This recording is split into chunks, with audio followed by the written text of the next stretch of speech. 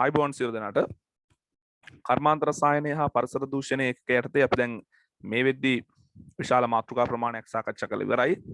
හැබැයි පහුගිය දවස්වල විශේෂයෙන්ම අපේ අවධානය නැත්නම් වැඩි පුර සාකච්ඡා කරේ පරිසර දූෂණය සම්බන්ධ කොටස් ටික නේද? එහෙම නෙුනේ කර්මාන්ත කොටස් ටික පොඩ්ඩක් නවත්තලායි පරිසර දූෂණය පැත්තට වැඩිපුර වෙලා වෙන් කරා. දැන් අපි පරිසර දූෂණය කොටස ගත්තොත් ඒක ප්‍රධාන මාතෘකා හතරක් තියෙනවා කතා කරන්න. ඒකෙන් ඕසෝන් වියන හායනය තමයි අපිට කතා කරන්න තියෙන ප්‍රධාන මාතෘකා හතර. ඒ කියන්නේ ආම්ල වැසි, ගෝලීය උණුසුම වැඩිවීම, ඒ වගේ අර වායු ගෝලීය දූෂණය, ඒ වගේ ප්‍රධාන මාතෘකා හතර ගත්තොත් අපිට ඕසෝන් වියන හායනය තමයි ඉතිරිලා තියෙන දේ කතා කරන්න. ඉතින් අද මම බැලුවා මේ වීඩියෝ එකෙන් ඕසෝන් වියන හායනය කියන මාතෘකාවත් ඉවර කරලා එතන තියෙන ප්‍රධාන මාතෘකා හතර ඉවර කරලා දාන්න. ඒතර ඔකට විශේෂයෙන්ම ප්‍රශ්න පත්‍ර වලට උත්තර ලියන්න. පහුගිය විභාග ප්‍රශ්න පත්‍ර වල උත්තර ලියදී හරිය ලේසි. ඊට පස්සේ අපිට ආයේ කර්මාන්තය ඉවර කරලා මේකක ඉවර කරලා දාන්න පුළුවන්. දැන් මේ ඕසෝන් වියන හායනය අපි බලන්න ඕන ඕසෝන් වියන කියන්නේ මොකක්ද? ඊට පස්සේ ඕසෝන් වියනෙන් අපිට තියෙන ප්‍රයෝජනය මොකක්ද? දැන් ඕසෝන් වියන හායනය කියන එක ප්‍රශ්නයක් නම් ඒක තේරුම ඕසෝන් වියන තියෙන එකේ අපිට ප්‍රයෝජනයක් තියෙන බෑ. ඒ නිසා ඕසෝන් වියන කියන්නේ මොකක්ද? ඕසෝන් වියන තියෙන ප්‍රයෝජනය මොකක්ද? ඔක කොහෙද තියෙන්නේ? ඒවයි කාරණා කතා කරලා ඕසෝන් වියන වැදගත්කම කතා කරලා තමයි ඊට පස්සේ හායනය වුණාම හායනය කියලා සාමාන්‍යයෙන් අදහස් කරන්නේ විනාශ වෙලා යනවා කියන එකනේ. විනාශ වෙලා යනවා, අඩු වෙලා යනවා වගේ අදහසක්නේ. ඉතින් ඊට පස්සේ අපි බලමු හායනය වුණාම මොකද්ද මේ තියෙන ප්‍රශ්න කියලා. දැන් මේක කියනවා බලන්න ඔයගොල්ලන්ගේ නෝට් එක ගන්න. අප පෘථිවියේ සිදුවන සියලු ක්‍රියාවලි සඳහා ශක්තිය සපයනුයේ සූර්යයා මගිනි. දැන් අපි ඔක කතා කරා මේ හරිතාගාරාචරණය ගෝලීය උණුසුම කියන මාතෘකාවේ කතා කරපු මූලික කාරණා ටිකක් තමයි මුලින් තියෙන්නේ. ඒ නිසා ලොකුට වෙලාව නාස්ති කරන්න ඕනේ නැහැ. අප පෘථිවියේ සිදුවන සියලු ක්‍රියාවලි සඳහා ශක්තිය සපයනුයේ සූර්යයා මගිනි.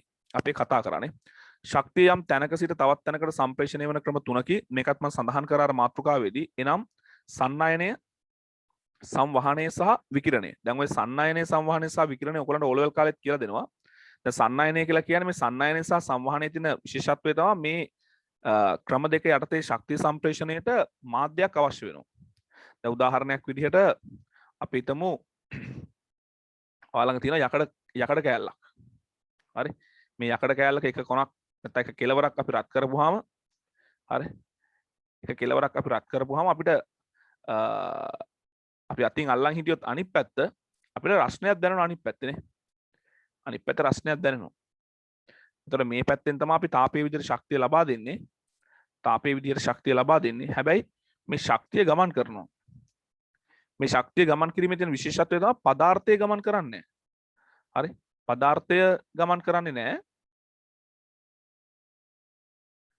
පදාර්ථය ගමන් කරන්නේ නැහැ. හැබැයි ඒ පදාර්ථය හරහා පදාර්ථය තුලින් ශක්තිය ගමන් කරනවා. එතකොට මේ ශක්ති සම්ප්‍රේෂණයට පදාර්ථය අවශ්‍යයි. හැබැයි පදාර්ථය ගමන් කරන්නේ නැහැ. හරිද? සංවහනය ගත්තාම විශේෂයෙන් ඔය අර මෙන්න මේ වගේ. දැන් ඔය මේ තියෙන පොළොව කියලා හිතන්න. පොළොව කියලා හිතන්න.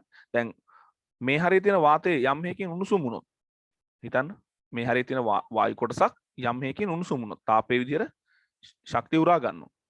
ඊට පස්සේ මේ රත් වූ වාතය ඉහළට ගමන් කරනවා. අන්න දැන් මොකද උනේ? දැන් පොළොව මට්ටමේ තිබිච්ච ශක්තිය හරි තාපයේ විදිහට මේ වායුව විසින් අවශෝෂණය කරා ඒ වායුව තව තැනකට ගමන් කරා. ඒතර මේ ශක්තියත් තව තැනකට ගමන් කරනවානේ. එහෙනම් ශක්තිය සම්ප්‍රේෂණය වුණා. ශක්තිය සම්ප්‍රේෂණය වුණා. ඒකට පදාර්ථය අවශ්‍ය වුණා. පදාර්ථය අවශ්‍ය වුණා. හැබැයි පදාර්ථයත් ගමන් කරා. පදාර්ථයත් ගමන් කරා. නේ? ශක්තිය සම්ප්‍රේෂණය කරන පදාර්ථයත් තැනක සිට තැනකට ගමන් කරා. දැන් මේ වගේ එකකට අපි කියන්නේ සංවහනය මගින් ශක්තිය සම්ප්‍රේෂණය. දැන් මෙතන සන්නයනය. සන්නයනය සහ සංවහනයේ තියෙන සමානකම තමයි පදාර්ථය අවශ්‍යයි. මේ පදාර්ථය අවශ්‍යයි. හැබැයි සන්නයනයේදී පදාර්ථය ගමන් කිරීමක් වෙන්නේ නැහැ. නමුත් සංවහනයේදී පදාර්ථය ගමන් කිරීමක් සිදු වෙනවා. ඊළඟට ශක්තිය ගමන් කරන ආකාරය කියලා කියන්නේ විකිරණ. දැන් විශේෂයෙන් විකිරණ වලින් ශක්තිය ගමන් කරනවා මාධ්‍යයක් තිබ්බත් මාධ්‍යයක් නැතත්. මාධ්‍යයක් තිබ්බ කියලා ගමන් නොකර තියෙන්නේ. හැබැයි මාධ්‍යයක් නැතුව ශක්තිය ගමන් කරන්න නම් මේ ක්‍රම තුනෙන් විකිරණ විදිය තමයි ශක්තිය ගමන් කරන්න වෙන්නේ. හරි? දැන් මේ තියෙන්නේ සූර්යයා නම් හරි? පෘථිවියේ සූර්යයට ලොකු නා හරි? මේ තියෙන්නේ පෘථිවිය නම් මේ සූර්යයා සහ පෘථිවිය අතර රික්තයක් පවතිනවා. ඒතර සූර්යාගේ සිට ශක්තිය එන්න තියෙන එකම ක්‍රමය මේ ක්‍රම තුනෙන් විකිරණ කියන ආකාරය. විකිරණ කියන ආකාරය. පැහැදිලිද කිව්වද? ඒක තමයි කියන්න හදන්නේ. හරි? කියව ගන්න. ඒවා නම් සන්නයනයේ සංවහනය සහ විකිරණයි. මේ අතරින් සන්නයනය සහ සංවහනය මගින් ශක්ති සම්ප්‍රේෂණයට මාධ්‍යයක් අවශ්‍ය වෙයි. විකිරණ මගින් ශක්ති සම්ප්‍රේෂණයට මාධ්‍යයක් අවශ්‍ය නොවේ. අප සෞරග්‍රහ මණ්ඩලයේ සූර්යයා සහ ග්‍රහලෝක අතර පවතින හිස් අවකාශයකි. මේ හේතුව නිසා සූර්යාගේ සිට පෘථිවියට ශක්තිය සම්ප්‍රේෂණය සන්නයනය සහ සංවහනය යන ක්‍රම දෙක මගින් සිදුවීමට ඉඩක් නැත. හයිලයිට් කරගන්න මේ ටික. මේ නිසා සූර්ය ශක්තිය අප පෘථිවියට සම්ප්‍රේෂණය මාධ්‍යයක් අවශ්‍ය නොවන විකිරණ මගිනි. සූර්යාගේ සිට පෘථිවියට ශක්තිය සම්ප්‍රේෂණයට මාධ්‍යයක් අවශ්‍ය නොවන විකිරණ ආකාරය. සූර්යාගේ සිට අප පෘථිවිය කරා ශක්තිය රැගෙන විකිරණ හඳුන්වන්නේ විද්‍යුත් චුම්බක විකිරණ ලෙස. ඒ කියන්නේ මේ විද්‍යුත් චුම්බක විකිරණ ආකාරයට තමයි මේ ශක්තිය එන්නේ. හරි. විද්‍යුත් චුම්බක විකිරණ ඒවා සතු ශක්තිය අනුව වර්ග කර ඇත. අපි ඒවා දැන් පළවෙනි පාඩමේදීම කතා කරනවානේ. හරි. එක්ස් කිරණ, පාරජම්බූල කිරණ, දෘශ්‍ය කිරණ, අදෝරක්ත කිරණ, ශුද්ධ කිරණ, හා ගුවන් විදුලි තරංග කිරණ ලෙසයි. ඒ කියන්නේ මේ විද්‍යුත් චුම්බක විකිරණ ගත්තාම අපිට වර්ග කරන්න පුළුවන්. ඒගොල්ලන්ගේ ශක්තිය නැත්නම් සංඛ්‍යාතය අනුව. දැන් ඔයගොල්ලන්ට මතක ඇති අපි පළවෙනි පාඩමේ පරමාණු ගෘහය පාඩමේ හයිඩ්‍රජන් වලින් මොචන වර්ණාවලිය කතා කරපු තැන අපි විද්‍යුත් චුම්බක විකිරණ ගැන කතා කරා. විද්‍යුත් චුම්බක විකිරණ ගැන කතා කරා. එතකොට ඒ විද්‍යුත් චුම්බක විකිරණ ගැන කතා කරනකොට එතනදී අපි විද්‍යුත් චුම්බක වර්ණාවලිය කතා කරා. සංඛ්‍යාතය වැඩි වෙන දිශාවට හෝ තරංගායාමයේ අඩු වෙන දිශාවට හෝ වැඩි වෙන දිශාවට පිළිවෙලටයි පෙළ ගැස්සුවා. විද්‍යුත් චුම්බක වර්ණාවලිය අධ්‍යයනය කරද්දී. ඒතර විද්‍යුත් චුම්බක වර්ණාවලිය එහෙම තමයි තියෙන්නේ. ඒතර අපි දන්නවා සංඛ්‍යාතයේ වැඩි වෙන දිශාවට දැන් මැක්ස් ප්ලාන්ක්ගේ ක්වොන්ටම් වාදයෙන් හිතුවත් අපි දන්නවා සංඛ්‍යාතයේ වැඩි වෙන දිශාවට ඒ විකිරණයක් සතු ශක්ති ප්‍රකටක ශක්තිය වැඩි වෙන නිසා අපි කියනවා සංඛ්‍යාතයේ වැඩි වෙන දිශාවට විකිරණයේ ශක්තිය වැඩි වෙනවා කියලා. හරි. ඒතර මේ තියෙන්නේ ඒ අපි දකින එකිනෙකට සංඛ්‍යාතයන් වෙනස් නැත්නම් එකිනෙකට වෙනස් ගුණ සහිත විද්‍යුත් චුම්බක විකිරණ. එක්ස් කිරණ, පාරජම්බුල කිරණ, දෘශ්‍ය කිරණ, අදෝරක්ත කිරණ, ශුද්ධ තරංග, මයික්‍රෝවේව්ස් කියලා කියන්නේ සහ ගුවන් විදුලි තරංග කිරණ ලෙසයි. පහත වගුව මගින් විවිධ විද්‍යුත් චුම්බක තරංගවල ගුණ දැක්වේ. දැන් මේ ගුණ කියලා කියන්නේ ඒගොල්ලන්ගේ සාමාන්‍ය තරංගායාමය මධ්‍යන්න. ඒ කියන්නේ ඔයගොල්ලෝ දන්නවා මේ දැන් රේඩියෝ තරංග කිව්වොත් පරාසයක් තියෙනවා, දෘශ්‍ය කිව්වොත් පරාසයක් තියෙනවා. හරි. ඒ නිසා ඒගොල්ලෝ මේ පරාසයේ අඩු එක්කෙනත් නෙමෙයි වැඩි එක්කෙනත් නෙමෙයි. දැන් අපි හිතමුකෝ දෘශ්‍ය කලාපයක අතර තමයි අඩුම සංඛ්‍යාතය, දම් තමයි වැඩිම සංඛ්‍යාතය. ඒතකොට මේ දෙකේ මධ්‍යන්න සංඛ්‍යාතයක් තියෙන විකිරණයක්. සාමාන්‍යයෙන් කොළ නිල් පැත්තට වෙන්න බර එකක් ගැන තමයි මේ කතා කරන්නේ. දැන් දෘශ්‍ය කිව්වහම. හරි. දැන් ඔයගොල්ලෝ දන්නවා සාමාන්‍යයෙන් 400 700 වගේ පරාසයක දෘශ්‍ය කලාපයේ පවතින. ඒතර ඔය මැද්ද 500 වගේ අරගෙන තියෙනවා. හරි. මධ්‍යන්න තරංගායාමය. ඒතර මධ්‍යන්න තරංගායාමයත් එක්ක මධ්‍යන්න සංඛ්‍යාතයක් කතා කරන්න පුළුවන්. දැන් අපිට කියන්න බෑනේ ඇත්තටම දෘශ්‍යාලෝක කිරණයේ සංඛ්‍යාතය කියන්නේ කිව්වට එහෙම කියන්න බෑනේ. කවුරු හරි අහුවොත් එහෙම බලන්න කියන්න දෘශ්‍යාලෝකයේ සංඛ්‍යාතය. දෘශ්‍යාලෝකයේ සංඛ්‍යාතය කියවම අපි අනිත් පැත්තට ප්‍රශ්නයක් කරනවා. ඔය අහන්නේ රතු පාටද නිල් පාටද? රතු පාට කිව්වත් හරියම සංඛ්‍යාතයක් කියන්න බෑ. එතනත් පරාසයක් තියෙනවා. අර ඒ නිසා මේ මධ්‍යන්න තරංගායාමයන් පොදුවේ දෘශ්‍ය කිරණ නැත්නම් දෘශ්‍ය කලාපේ නියෝජනය කරන මධ්‍යන්න තරංගායාමයක්. ඒකත් එක්ක මධ්‍යන්න සංඛ්‍යාතය ඒකත් එක්ක අපිට ඕන නම් පුළුවන් කිලෝජූල් මවුලයට නැත්නම් ශක්ති පැකටු මවුලයක ශක්තිය ගණනය කරන්න. ශක්ති පැකටු මවුලයක ශක්තිය. එහෙමයි මේ තියෙන්නේ. එතකොට ඔයගොල්ලන්ට මෙතනින් තේරුම් ගන්නත් පුළුවන් පල්ලෙහාට යන්න ගුවන් විදුලි තරංග වලට වඩා තරංගායාමයේ ශුද්ධ තරංග වල අඩුයි, අදෝරක්ත ඊට වඩා අඩුයි. ඊට පස්සේ මයික්‍රෝ ඊට පස්සේ නැනෝ වලට කියලා තියෙනවා. මේ සංඛ්‍යාත්මක ඉලක්කම ලොකු වුණාට බලන්න මේ ඒකකය දෘශ්‍යවල 500 නැනෝමීටර් වගේ ඊට පස්සේ 250 නැනෝමීටර්. මේ සංඛ්‍යාව අඩු වෙන්නේ ඒකකයේ එකම නිසා. නිසා හිතන්න එපා දැක්ක ගමන් මේ ගුවන් විදුලි තරංග වලට වඩා දෘශ්‍ය තරංග වල සංඛ්‍යාතයේ මේ තරංගායාමයේ වැඩි වෙලා නේද කියලා නෑ නැනෝමීටර් තියෙන හැරි. ඒතර මේ පල්ලෙහාට තියෙන තරංගායාමයේ අඩු වෙන්න සංඛ්‍යාතයේ වැඩි වෙන්න ඒ වගේම ශක්තිය වැඩි වෙන්න පොඩක් එක සිහියෙන් බලන්න.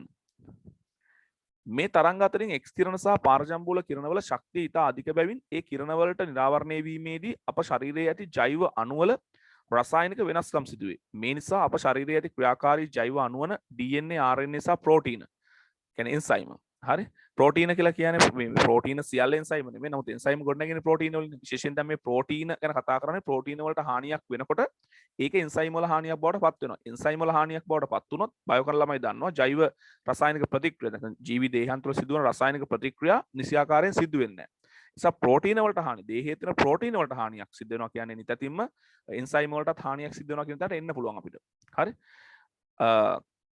ප්‍රෝටීන අණුවල ව්‍යුහාත්මක වෙනස්කම් සිදුවීම මගින් ඒවායේ ක්‍රියාකාරීත්වයට බාධා පැමිණේ. මේ හේතුවෙන් අප ශරීරයේ විවිධ සංකුලතා හටගනී. මේ සංකුලතා සම්බන්ධයෙන් අපි ඉදිරියේදී දීර්ඝව සාකච්ඡා කරමු. කියන්නේ මේ මාතෘකාව යටතේ නෙමෙයි වෙනත් මාතෘකාවක් යටතේ කතා කරනවා. දැන් මේගොල්ලෝ කියනවා මේ එක්ස් කිරණ, පාරජම්බුල කිරණ වගේ ශක්තිය වැඩි.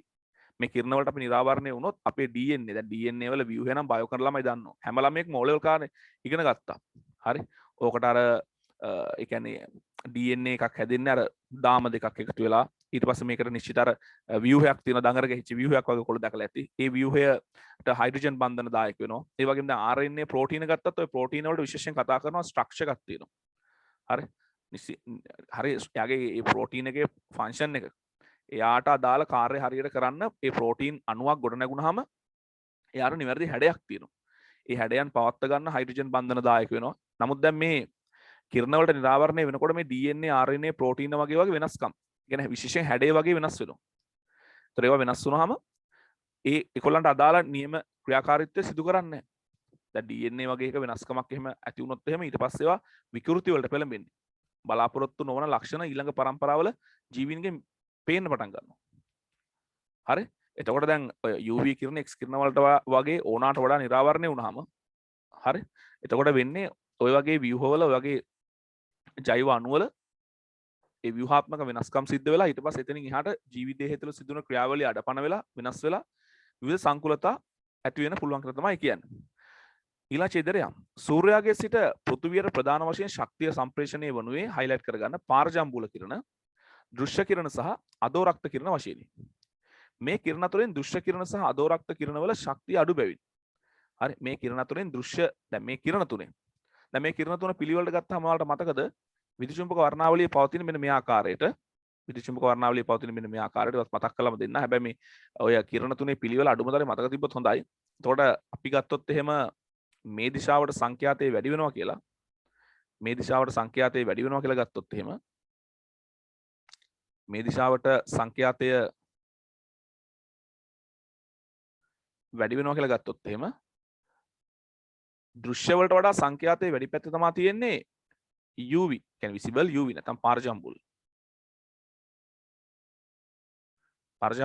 සංඛ්‍යාතය අඩු පැත්තේ තමයි තියෙන්නේ IR හරි infrared නැත්නම් අදෝ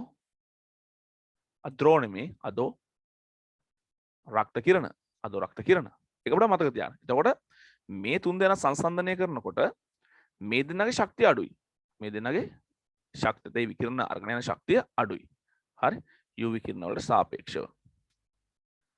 මතක තියාගන්න සංඛ්‍යාතය වැඩි වෙනකොට ශක්තිය වැඩි. මෙයාගේ මධ්‍යන සංඛ්‍යාතය මධ්‍යන. මොකද අපිට එකක් හරියටම කියන්න බෑනේ. F1 නම් මෙයාගේ මධ්‍යන සංඛ්‍යාතය F2 නම් මෙයාගේ මධ්‍යන සංඛ්‍යාතය F3 නම් F1ට වඩා F2 අඩුයි F2ට වඩා F3 අඩුයි. එතන මේ දිශාවට යද්දී ශක්තිය වැඩි වෙනවා.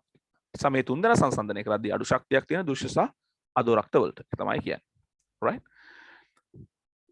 මේ කිරණ අතරින් දෘශ්‍ය කිරණ සහ අදෝරක්ත කිරණ වල ශක්තිය අඩු බැවින් ඒ කිරණ වලට නිරාවරණය වීමෙන් අපට හානි සිදු නොවේ. ඒ වගේ ඇත්තට ශක්තියක් නෑ. ඒ නිසා ඒ කිරණ අපේ ඇඟේ වැදුනා කියලා අපේ ඇඟට ඇතුළු වුණා කියලා අපි අවශෝෂණය කරගත්තා කියලා ඔය DNA RNA ප්‍රෝටීන වල ආදී වෙනස්කම් සිද්ධ වෙන්න හෝ වෙනත් හානිකර තත්ත්වයක් උදා වෙන්නේ නැහැ. විදුචුම්බක වර්ණාවලිය අප ඇසට සංවේදී එකම කිරණ වර්ගයේ දෘශ්‍ය කිරණ වන අතර ඒවා අපිට පෙනීම ලබා දීමට උපකාරී වේ. ඒතර මේ දෘශ්‍ය කිරණ වලින් හානියක් වෙන්නේ නැහැ වගේම අපිට ප්‍රයෝජනවත්. ඒ කියන්නේ අපිට වස්තුන් දේවල් දකින්න හේතු වෙන්නේ මේ දෘශ්‍ය කිරණ. ඒ වගේම අපිට සූර්යාගේ සිට රස්නයක් වෙනවා තාපයක් උණුසුමක් දැනෙන්න හේතු වෙන්නේ IR කිරණ. අදෝරක්ත කිරණ වලට අප සංවේදී වනුයේ උණුසුම දැනීම ලෙස. උණුසුමක් දැනෙනවා කියන්නේ අදෝරක්ත කිරණ තමයි අපි සම මත හෝ ඒ දේහය මත පතිත වෙන්නේ.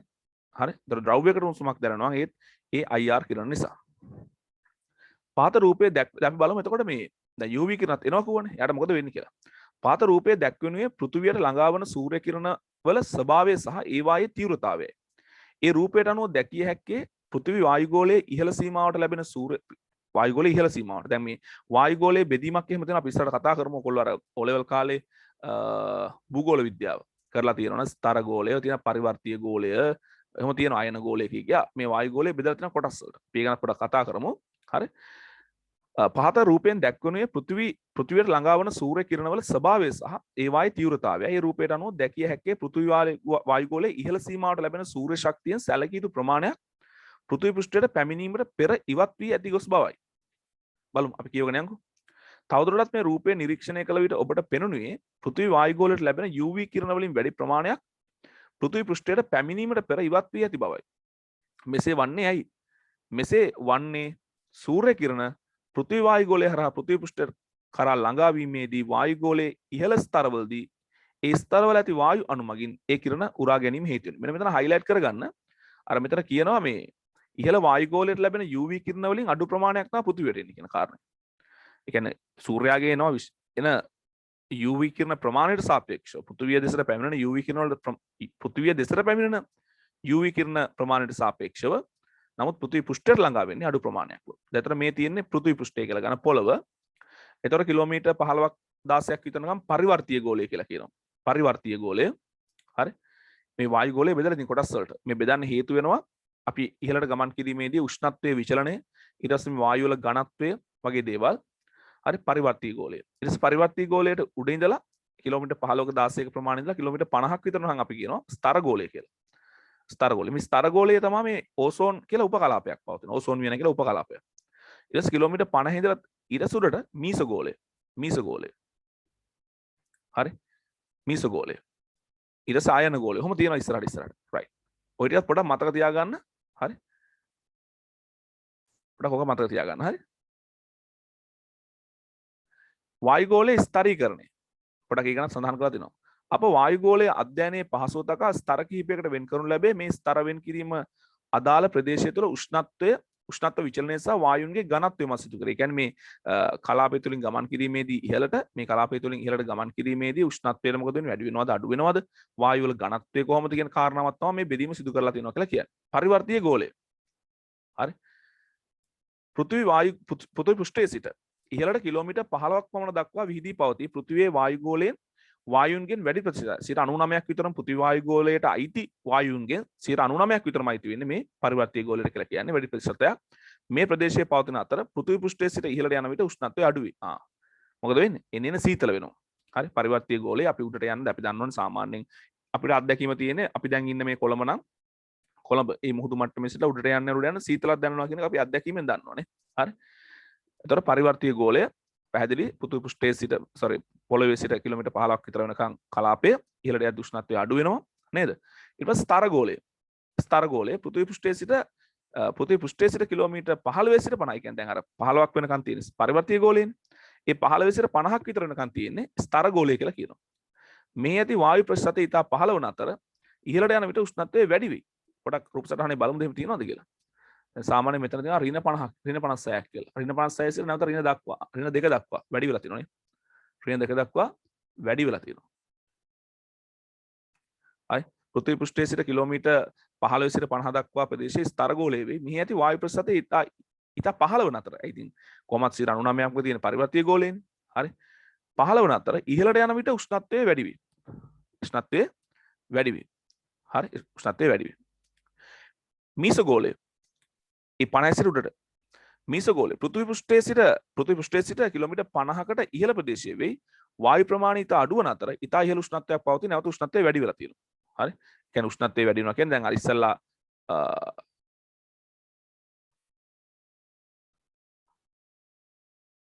හරි මේක පොඩි දෝෂයක් වෙලා තියෙනවා. මම පොඩ රෙකෝඩ් එක නවත්තලා ඔයගලන්ට ෆොටෝ එකක් ඩවුන්ලෝඩ් කරගත්තා පෙන්නන්න. අර මීස ගෝලය කියනවා මීස ගෝලය පෘථිවි පෘෂ්ඨයේ සිට කිලෝමීටර් 50කට ඉහළ ප්‍රදේශයේ වෙයි. හැබැයි එතනින් එහාට දිගට මීස ගෝලය නෙමෙයි තව බෙදෙනවා මේක. හරිද?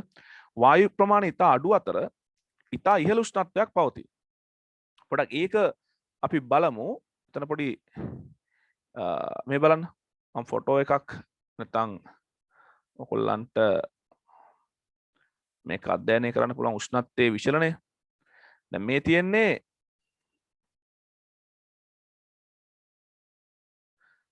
දැන් මේ බලන්න ට්‍රොපොස්ෆියර්. ඒ කියන්නේ ඔයගොල්ලන්ගේ මුල් ස්තරය කිලෝමීටර් 15ක් විතර නිකන් තියෙන උෂ්ණත්ව අඩුවීමක්. ඒක අපි හරිනේ කිව්වා. හරි. මේ පරිවර්තීය ගෝලයේදී උෂ්ණත්වය අඩු වෙනවා. හරි. ඊට පස්සේ ස්ට්‍රැටොස්ෆියර් එක. ඒකේදී උෂ්ණත්වය නැවත වැඩි වෙලා තියෙනවා මේ. සාමාන්‍යයෙන් ඔයගොල්ලන්ට පේනවා බිඳුවට විතර ආවා. ඒකවල ගයිඩ් එකෙත් හරි බිඳුවට ඍණ 2කට විතර ආවා. ඒතර ස්තර ගෝලයේදී උෂ්ණත්වය වැඩි වෙයි. උෂ්ණත්වය වැඩි වෙයි. හරිනේ. ඊට පස්සේ මීස ගෝලය බලන්න.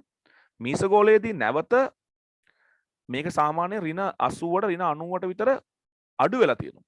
ඒතර මීස ගෝලය තුල උස සමග ඉහළට ගමන් කිරීමේදී මේ කියන්නේ ඉහළට ගමන් කරනකොට අපි මෙහෙම ගමන් කරනකොට හරිද? අපි මේ විදිහට ගමන් කරනකොට ඉහළට හරිද? කො බලන්න පේන්නේ නැහැ කියන්නට ගමන් කරනකොට මේ උෂ්ණත්වය අඩු වෙනවා. මේ තියෙන මෙතනින් වාට මෙන්න මෙතනින් උෂ්ණත්වය ලබා දෙනවා. සාමාන්‍ය ඔයාලගේ එක තිබ්බා. මේ බලන්න. මේ මෙතන වාට පේනවා ඍණ 56ක් දක්වා අඩු වෙලා නැවත ඍණ 2ක් දක්වා වැඩි වෙලා නැවත ඍණ 92ක් දක්වා අඩු වෙලා. ඒතර මීසගෝලය තුල වාට පේන්නේ පහළ උෂ්ණත්වයක්. ඒ වගේම ඉහළට මීසගෝලය තුල ඉහළට ගමන් කිරීමේදී උෂ්ණත්වය අඩුවීමක් තමයි ඔයගලන්ට දකින්න හම්බෙන්නේ. ඒක පොඩ්ඩක් මතක තියාගන්න. හරි. දැන් ඊළඟට ඕසෝන් වියන කියන්නේ මොකක්ද කියලා අපි බලන්න ඕන. ඒක ඇත්තටම මේ අර ඔයගලන්ට කතා කරපු දැන් මේ පරිවර්ති ගෝලය, ස්තර ගෝලය, මීස ගෝලය වගේ බෙදීමක් නෙමෙයි. හරිද? ස්තර ගෝලය තුල මේක තියෙන මේ ඕසෝන් වියන කියන එක තියෙන ස්තර ගෝලය තුල. ස්තර ගෝලය තුල පවත්නා උපකලාපයක් ඕසෝන් වියන ලෙස හැඳින්වේ. දැන් ඒතකොට ඔයගොල්ලෝ දන්නවා ස්තර ගෝලය පවතින්නේ කිලෝමීටර් 15 සිට කිලෝමීටර් 50 දක්වා. හරිද?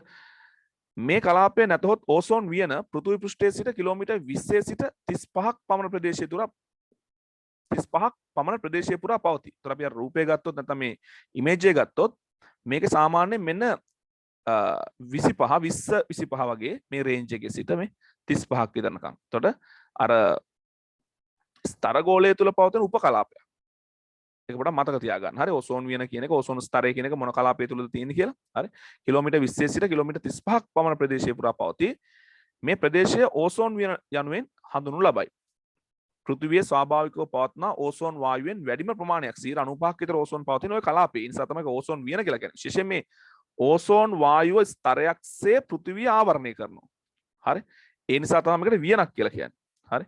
මේ ප්‍රදේශයේ පැවතීමට හේතුව ඒකයි ඕසෝන් වියන කියලා කියන්නේ. ඒ ඕසෝන් වලින් පමණක් සමන්විත ප්‍රදේශයක් නොවන බව සිතපා ගන්න. ඒ කියන්නේ 100%ක් ඕසෝන් විතරක් තියෙනවා කියන එක නෙමෙයි ඉතින් අදහස් වෙන්නේ. හරි.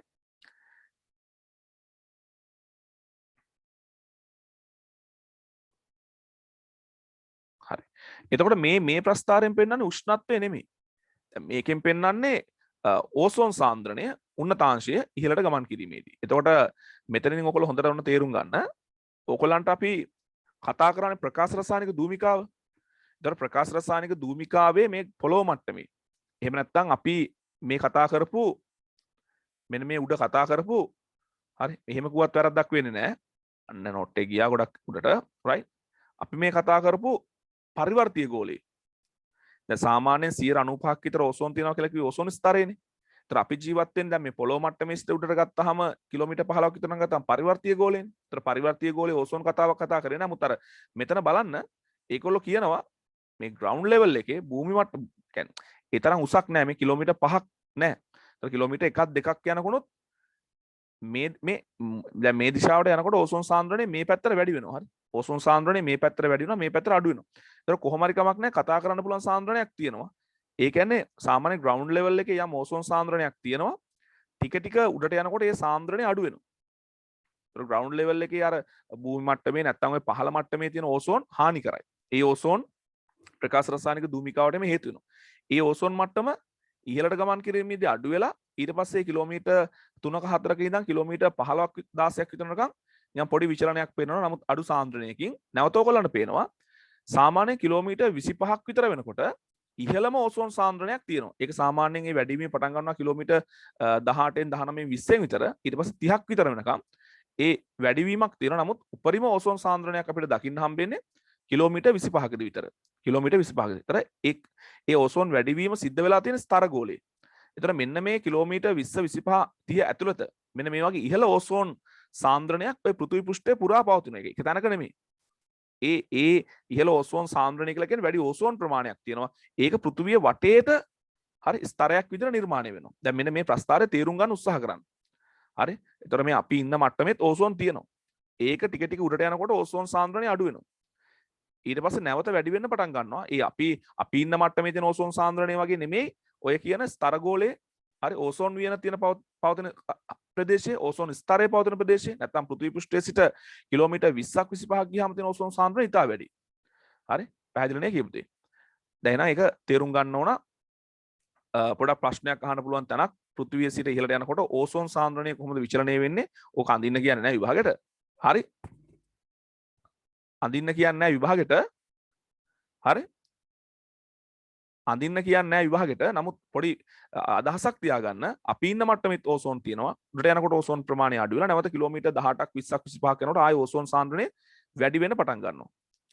ස්තරගෝලයේ ඕසෝන් වියන කලාපයේ ඕසෝන් වායුව පවත්වාගෙන යාම සඳහා දැන් බලනවා මෙතනදී අපි කතා කරන්න යනවා ඊළඟට මේ ස්තරගෝලයේ මේ ඕසෝන් වියන පවතින කලාපයේ කොහොමද මේ ඕසෝන් හැදෙන්නේ ඕසෝන් විනාශ වෙනවද නැත්නම් නියත ප්‍රමාණයකින් හැදිච්ච කවදා හරි හැදිච්ච ඕසෝන් වායුවක් තියෙනවද මොකක්ද නැත්නම් මේ සූර්ය විකිරණ UV කිරණ අවශෝෂණය කරගන්නවා කියලා කියනවා හරිද දැන් මට ඒක පොඩ්ඩක් නැවත ගිහිල්ලා කතා කරන්න ඕන මෙන්න මේක අපිට මග ඇරුණා මෙතන කතා කරන්න ඕන කාරණා ටිකක් මග ඇරුණා ඇත්තටම ඒක පොඩ්ඩක් කතා කරන්න ඕන හරි ඒක ඉස්සෙල්ලා කතා කළේ මොකද මෙතන අර කියනවා සූර්යාගේ සිට මේ බලන්න අඩු ශක්තියක් සහිත UV හා දෘශ්‍ය කිරණ කියලා වෙනම අරයි UVත් අඩු ශක්තියක් තියෙන UV දෘශ්‍ය කිරණ ටික එකට අරගෙන තියෙනවා මධ්‍යම ශක්තියක් සහිත UV අධි ශක්තියක් සහිත UV ඒකෙන් අදහස් වෙන්නේ මේ UV මේ ආකාර තුනෙම නියෝජනය වෙනවා අධි ශක්තියක් සහිත UV කියලා කියන්නේ ඉහළ සංඛ්‍යාතයක් සහිත UV කිරණ ඊට මධ්‍යම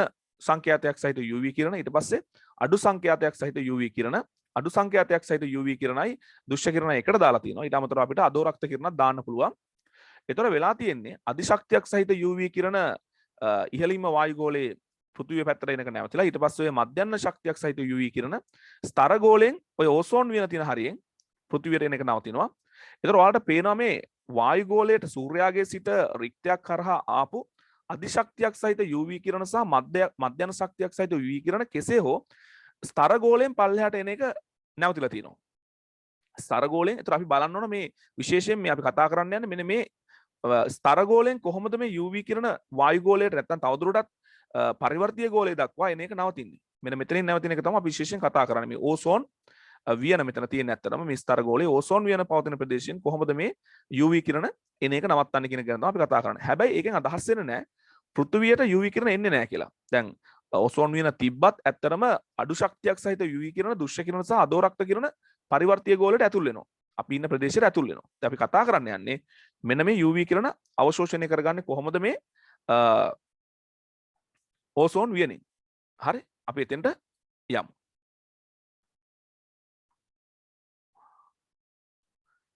හරි. හරි එතකොට ඔයාලට ඒ කාරණේ පැහැදිලිනේ මෙතන මොකක්ද මේ කියන්නේ කියලානේ. ඒක සමස්තයක් විතර ගත්තාම අධිශක්ති UV කිරණ සහ මධ්‍ය ශක්තියක් සහිත UV කිරණ පරිවර්තී ගෝලයට ඇතුල් වෙන්නේ නැහැ. විවිධ හේතු නිසා ඒවා මගදී නවතිනවා. විශේෂයෙන්ම මෙන්න මේක තමයි දැන් මම අර කලින් කිව්වා වගේ අපි කතා කරන්න බලාපොරොත්තු වෙන්නේ. නමුත් පෘථිවියට මතක තියාගන්න IR කිරණ, දෘශ්‍ය කිරණ සහ අඩු ශක්තියක් සහිත UV කිරණ ළඟා වෙනවා. හරි. දැන් අපි යමු ඊළඟ කොටසට. ස්තර ගෝලයේ ඕසෝන් වියන කලාපයේ ඕසෝන් වායුව පවත්වාගෙන යාම සඳහා සූර්යාගෙන් ලැබෙන පාරජම්බූල කිරණ වලින් වැඩි ප්‍රමාණයක් වැය වේ.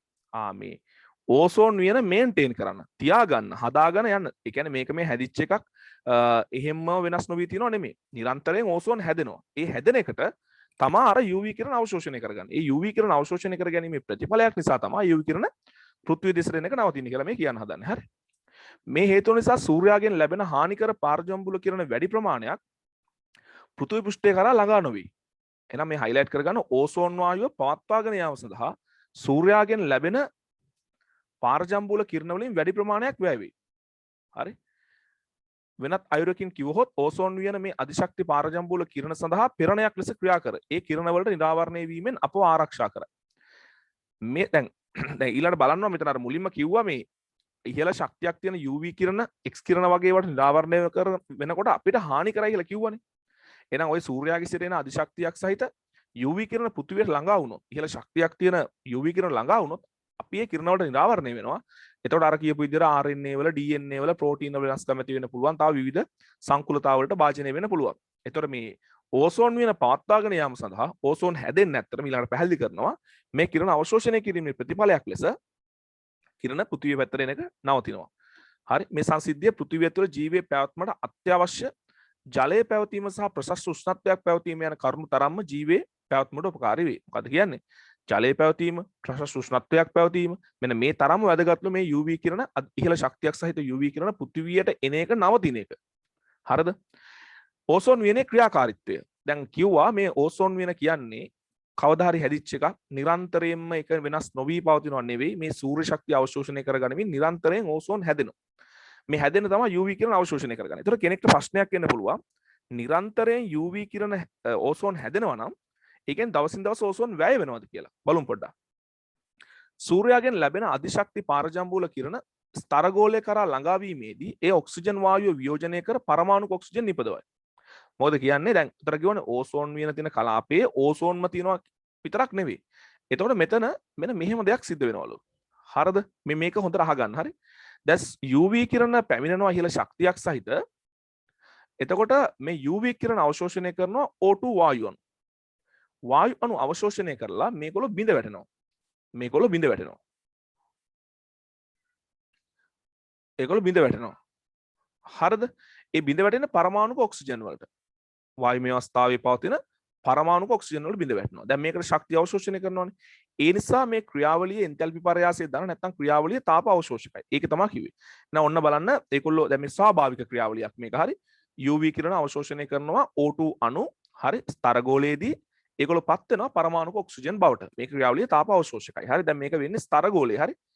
මතක තියාගන්න. ඊට පස්සේ බලන්න පේනවනේ ස්ක්‍රීන් එකම මම ආයෙ පාර චෙක් කරලා බලන්න. හරි. ඊට පස්සේ මේ පරමාණුක ඔක්සිජන් ඉතා ප්‍රතික්‍රියාශීලී බැවින් ඒ තවත් ඔක්සිජන් අණුවක් සමග ප්‍රතික්‍රියා කර ඕසෝන් නිපදවයි. ඊට පස්සේ මොකද වෙනවා කියන්නේ? මෙන්න මේ පරමාණුක ඔක්සිජන් ඉහළ ප්‍රතික්‍රියාශීලීත්වයක් තියෙනවා. ඒ නිසා ඒගොල්ලෝ ඔය ප්‍රදේශයේම පවතින ඔය කලාපයේම පවතින ඔක්සිජන් එක ප්‍රතික්‍රියා කරලා අණුක ඔක්සිජන් එක ප්‍රතික්‍රියා කරනවා. අණුක ඔක්සිජන් එක ප්‍රතික්‍රියා කරලා මොකද්ද වෙන්නේ? ඔක්සිජන් පරමාණු 3ක් වෙනවනේ. ඕසෝන් හදනවා. ඒකනේ කියන්නේ බලන්න. මේ O2 ගෑස් O ගෑස් එක ප්‍රතික්‍රියා කරලා O3 ගෑස් හදනවා. මේ ප්‍රතික්‍රියාව එක තාප දායකයි. හරි. ඒක තාප දායකයි. අලුත් බන්ධනයක් ගොඩනගෙනවා. ප්‍රතික්‍රියාව එක තාප දායකයි. එන්තැල්පි පරයාස ටිකක් මතක තියාගන්න. හරි. එහෙනම් දැන් මොකද වෙන්නේ? UV කිරණ අවශෝෂණය කරලා හරි. UV කිරණ අවශෝෂණය කරලා O2 පරමාණුක ඔක්සිජන් බවට බෙදවන්න අන්න UV අවශෝෂණය කරා. ඊට පස්සේ පරමාණුක ඔක්සිජන් O2ත් එක්ක ප්‍රතික්‍රියා කරලා ඕසෝන් හැදෙනවා. දැන් මේ ප්‍රතික්‍රියාව එක කියලා ගත්තොත් මේ ප්‍රතික්‍රියාව දෙක කියලා ගත්තොත් එක සහ දෙකට අනුව ඇත්තටම වෙලා තියෙන්නේ ඕසෝන් වැඩිවීම. බලමු එතනින් මොකද වෙන්නේ කියලා ඉස්සරහට. ඕසෝන් වායුව අස්ථායී වායුවක් බැවින් ඒ UV කිරණ හමුවේ වියෝජනය වී O2 බවට පත් වේ. මොකද වෙන්නේ? මේ තියෙන ඕසෝන් හරි UV කිරණ අවශෝෂණය කරලා නැවත O2 සහ පරමාණුක ඔක්සිජන් බවට බිඳ වැටීමේ ක්‍රියාවලියකුත් සිද්ධ වෙනවා. එතකොට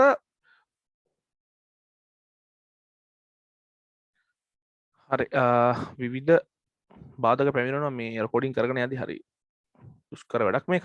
හරි. එතකොට මෙතනදී දැන් UV අවශෝෂණය කරන එක ක්‍රියාවලියක් තමයි O2 පරමාණුක ඔක්සිජන් බවට පත් වෙන්නේ. ඒකෙන් ඔක්සිජන් ඕසෝන් හැදෙනවා. ඊට පස්සේ තව UV කිරණ අවශෝෂණය කරන ක්‍රියාවලියක් තමයි හැදිලා තියෙන ඕසෝන් UV කිරණ අවශෝෂණය කරගෙන O2 සහ පරමාණුක ඔක්සිජන් බවට බිඳ වැටීම.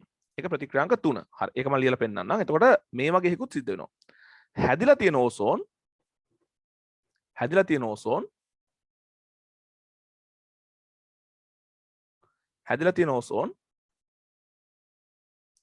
හරිද? අණුක ඔක්සිජන් සහ පරමාණුක ඔක්සිජන් බවට බිඳ වැටීමක් සිද්ධ වෙනවා. දැන් මේකට UV කිරණ අවශෝෂණය කරන දැන් HNO කියලා උතන දැන් HNO කියලා අදහස් කරන්නේ ෆෝටෝනයක ශක්තිය. හරි. විද්‍යුත් චුම්බක විකිරණ ශක්තිය අවශෝෂණය කරනවා කියන එක. ඒතර UV කිරණ වලින් තමයි ඒක ලබා ගන්න. ඒතර මේ විදිහට UV කිරණ අවශෝෂණය කරලා අවශෝෂණය කියද්දිම අපිට එනවා එන්තැල්පි පරයාසය ධනාගයක් තාප අවශෝෂක ක්‍රියාවලිය. දැන් මෙන්න මේ ප්‍රතික්‍රියාමාංක 3 කියලා දැම්මොත් ඒක හේතු වෙන්නේ මොනවා වෙන්නද? ඕසෝන් බිඳ වැටෙන්න. ඊට පස්සේ බලන්න මොකද්ද කියන්නේ කියලා ඒගොල්ලෝ. ඊට පස්සේ කියනවා දැන් ඔය මේ ප්‍රතික්‍රියාවෙන් හැදෙන පරමාණු ඔක්සිජන් තියෙනවනේ. ඔය ප්‍රතික්‍රියාවෙන් හැදෙන පරමාණු ඔක්සිජන් වෙන්න ඕනේ නෑ අත්ත කතාව. නමුත් අපි එහෙම හිතමු. නැත්නම් ඔයාලට මේක තේරුම් ගන්න අමාරුයි. දැන් මේ පරමාණු ඔක්සිජන් උඩ කලින් කිව්වා වගේ අස්ථායි. ඒ නිසා එයාට පුළුවන් දැන් මේ පරමාණු ඔක්සිජන් O2ත් එක්ක ප්‍රතික්‍රියා කරලා O3 හදනවා වගේම පරමාණු ඔක්සිජන් පුළුවන් O3ත් එක්ක ප්‍රතික්‍රියා කරලා අණුක ඔක්සිජන් O2 අණු දෙකක් බවට පත් වෙන්න. හරි? O2 අණු දෙකක් බවට පත් වෙන්න. ඒක තාපදායකයි. එතකොට ආයෙ පුළුවන් මේ විදිහට හැදිලා තියෙන අණුක ඔක්සිජන් ඕසෝන් එක අර හැදිච්ච පරමාණු ඔක්සිජන් ප්‍රතික්‍රියා කරලා හරි පරමාණු ඔක්සිජන් එක ප්‍රතික්‍රියා කරලා O2 අණු දෙකක් බවට පත් වෙන්න. ඒ ප්‍රතික්‍රියාව තාපදායකයි කියලා තියෙනවා. හරි මේක 4 කියලා ගන්නවා. දැන් අපිට මේ ප්‍රතික්‍රියා ටික එකතු කරන්න පුළුවන්. හරි ප්‍රතික්‍රියා ටික එකතු කරනකොට මෙන්න මෙහෙම කරන්න පුළුවන්. ඔය පරමාණු ඔක්සිජන් කැපෙන විදිහට මේක එකතු කරන්න පුළුවන්. අපිට අවශ්‍ය නම් මේ දෙවෙනි සමීකරණය දෙකෙන් ගුණ කරලා බලමු. දෙවෙනි සමීකරණය දෙකෙන් ගුණ කරොත් මෙතන 2යි ඔක්සිජන් වෙනවා. එතකොට මෙතන ඔක්සිජන් දෙකක් තියෙනවා පරමාණු. ඒකට මේක කපලා දාන්න පුළුවන්. ඊට පස්සේ ඕසෝන් ටෝසෝන් කැපෙනවා. වෙලා යයිද වැඩේට? අපි නැත්තම් මෙහෙම බලමු රිසෝස් බුක් එකෙන් බලමු. ඊට පස්සේ අපිට ඕන නම් ඒක ටක් ගාලා ගන්න පුළුවන්. ඒකවල කරන එක දෙකෙන් වැඩි කරන්න. හරිනේ. අපි කොහොනේ දෙවෙනි සමීකරණය දෙකෙන් වැඩි කරනවා. දෙක දෙකෙන් වැඩි කරලා එකට එකතු කරනවා.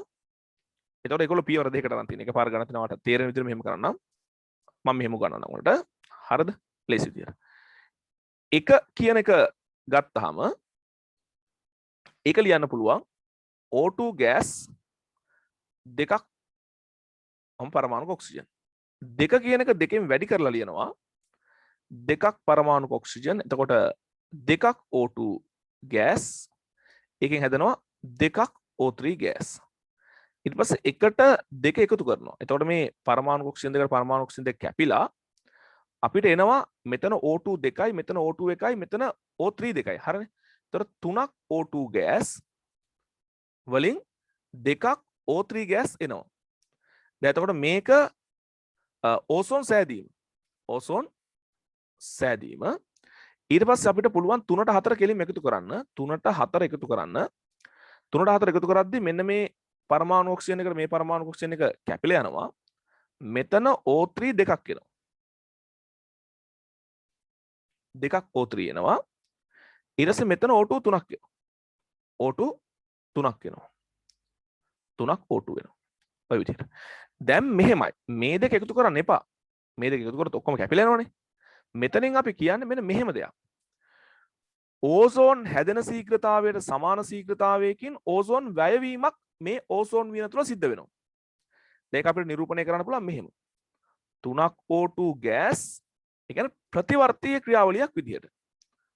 ඕසෝන් දැන් මේ උඩ ඉදිරි ප්‍රතික්‍රියාවෙන් පෙන්වන්නේ ඕසෝන් සෑදීම. හරිද? පසු ක්‍රියාවලියෙන් පෙන්වන්නේ ඕසෝන් O2 බවට බිඳ වැටීම.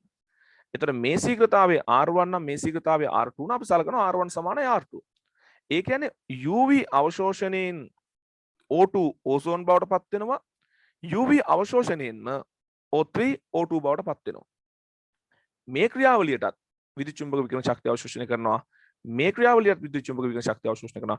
එන සූර්යාගයේ සිට එන අහිතකර UV කිරණ අවශෝෂණයෙන් O2 O3 බවට පත් වීමත් O3 O2 බවට පත් වීමත් කියන ස්වාභාවිකව මේ ක්‍රියාවලිය සිද්ධ වෙන්නේ. එතකොට මේ ක්‍රියාවලිය තුල ඕසෝන් වියනේ ඕසෝන් ප්‍රමාණය නියතවත් පවතිනවා. ඒ වගේම UV කිරණ අවශෝෂණයත් සිද්ධ වෙනවා. එතකොට UV කිරණ පෘථිවිය පැත්තට එන එක නවතිනවා. පැහැදිලිද? එතකොට ඕක මේ හානිකර තත්වයක්වත් එහෙම නැත්නම් ඕසෝන් වියන ක්ෂය වීමවත් නෙමෙයි මේ ඉගැන්වුවේ. මේ සාමාන්‍ය ස්වාභාවිකව ඕසෝන් වියනේ සිද්ධ වෙන්නේ මොකක්ද?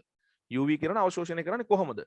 ඕසෝන් අඩු වෙනවද? ඕසෝන් වැඩි වෙනවද? ඒ කියන ක්‍රියාවලිය තමයි මේ පැහැදිලි කරන්නේ. ඒතර මේකට අනුව දිනෙන් දින ඕසෝන් වැඩිවීමක් හෝ අඩුවීමක් සිද්ධ වෙන්නේ නැහැ.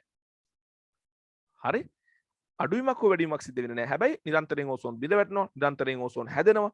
ඒ තුළ UV කිරණ අවශෝෂණය කරනවා. පෘථිවිය පැත්තට UV කිරණ එන එක නවතිනවා. පැහැදිලිද? right. එතකොට අපි ඉස්සරහට යමු. මොකද්ද කියන්නේ කියලා බලන්න. ගියා වැඩිනේ. right. ඕසෝන් වියන තුලදී මෙසේ ස්වාභාවිකව ඕසෝන් බිඳ වැටෙන සහ සෑදෙන වේග සමාන වූ විට එනම් ගතික සමතුලිතතාවට පත් වී නියත O3 ප්‍රමාණයක් මේ ප්‍රදේශය තුල පවත්වා ගනී. එනම් ඕසෝන් වියන තුලදී පහත් සඳහන් සමතුලිත ක්‍රියාව සිදුවේ. ඒතර මේ තියෙන්නේ ස්වාභාවිකව ඕසෝන් O2 මේක අනිත් පැත්තට ලියක ප්‍රශ්නයක් නෑ. හරිද? O3 O2 බවට පත් වීම නැත්නම් පත් වෙන ගමම O2 O3 බවට පත් වීම. ඒ කියන්නේ ඕසෝන් සහ O2 අතර ගතික සමතුලිතයක් තියෙනවා කියලා මතක තියාගන්නවා. ඒතර මේ ගතික සමතුලිතය පවත්වා ගන්න UV කිරණ ඕන වෙනවා. ඒ UV කිරණ එතනින් අවශෝෂණය කරන නිසා තමයි පෘථිවිය පැත්තට එන එක නවතින්නේ. ඒ කියන්නේ පරිවර්තීය ගෝලීය පැත්තට එන එක නවතින්නේ. මේ සමතුලිතය පවත්වාගෙන යාම සඳහා සූර්යාගෙන් පැමිණෙන හානිකර කිරණ අවශෝෂණය වීම හේතුවෙන් ඒවා පෘථිවි පෘෂ්ඨයට ළඟා වීම වැළකේ. අන්න හයිලයිට් කරගන්න ඕන කොටස. එහෙනම් මෙහෙමයි ඕසෝන් ස්තරය. මෙන්න මේ ගතික සමතුලිතය පවත්වා ගන්න ඕන නිසා තමයි UV කිරණ අවශෝෂණය කරගන්නේ. ඒ නිසා තමයි පෘථිවිය ආරක්ෂා වෙන්නේ ඉහළ ශක්තියක් සහිත UV කිරණ වලින්. දැන් අපි බලමු කොහොමද ඕසෝන් වියන ක්ෂය වෙන්නේ. ඕසෝන් වියනේ පවත්නා ඕසෝන් මට්ටම වර්ෂ 1950 සිට කාලගුණ බැලුන ආධාරයෙන් සන්තතිකව මැනීම සිදු කරන ලදී. මෙසේ මැනීම සිදු කරන අතරතුර 70 දශකයේ මැද භාගයේදී සිට ඕසෝන් වියනේ ඕසෝන් මට්ටම වාර්ෂිකව පහළ යාමක් නිරීක්ෂණය කරන ලදී. සාමාන්‍යයෙන් ඒ කියන්නේ 1950 ඉඳලා මයින්න පටන් ගන්න තියෙනවා 70 දශකයේ මැද භාගයේ විතර ඔන්න දැන් ඕසෝන් වියන අඩු වෙනවා කියලා හොයාගෙන තියෙනවා.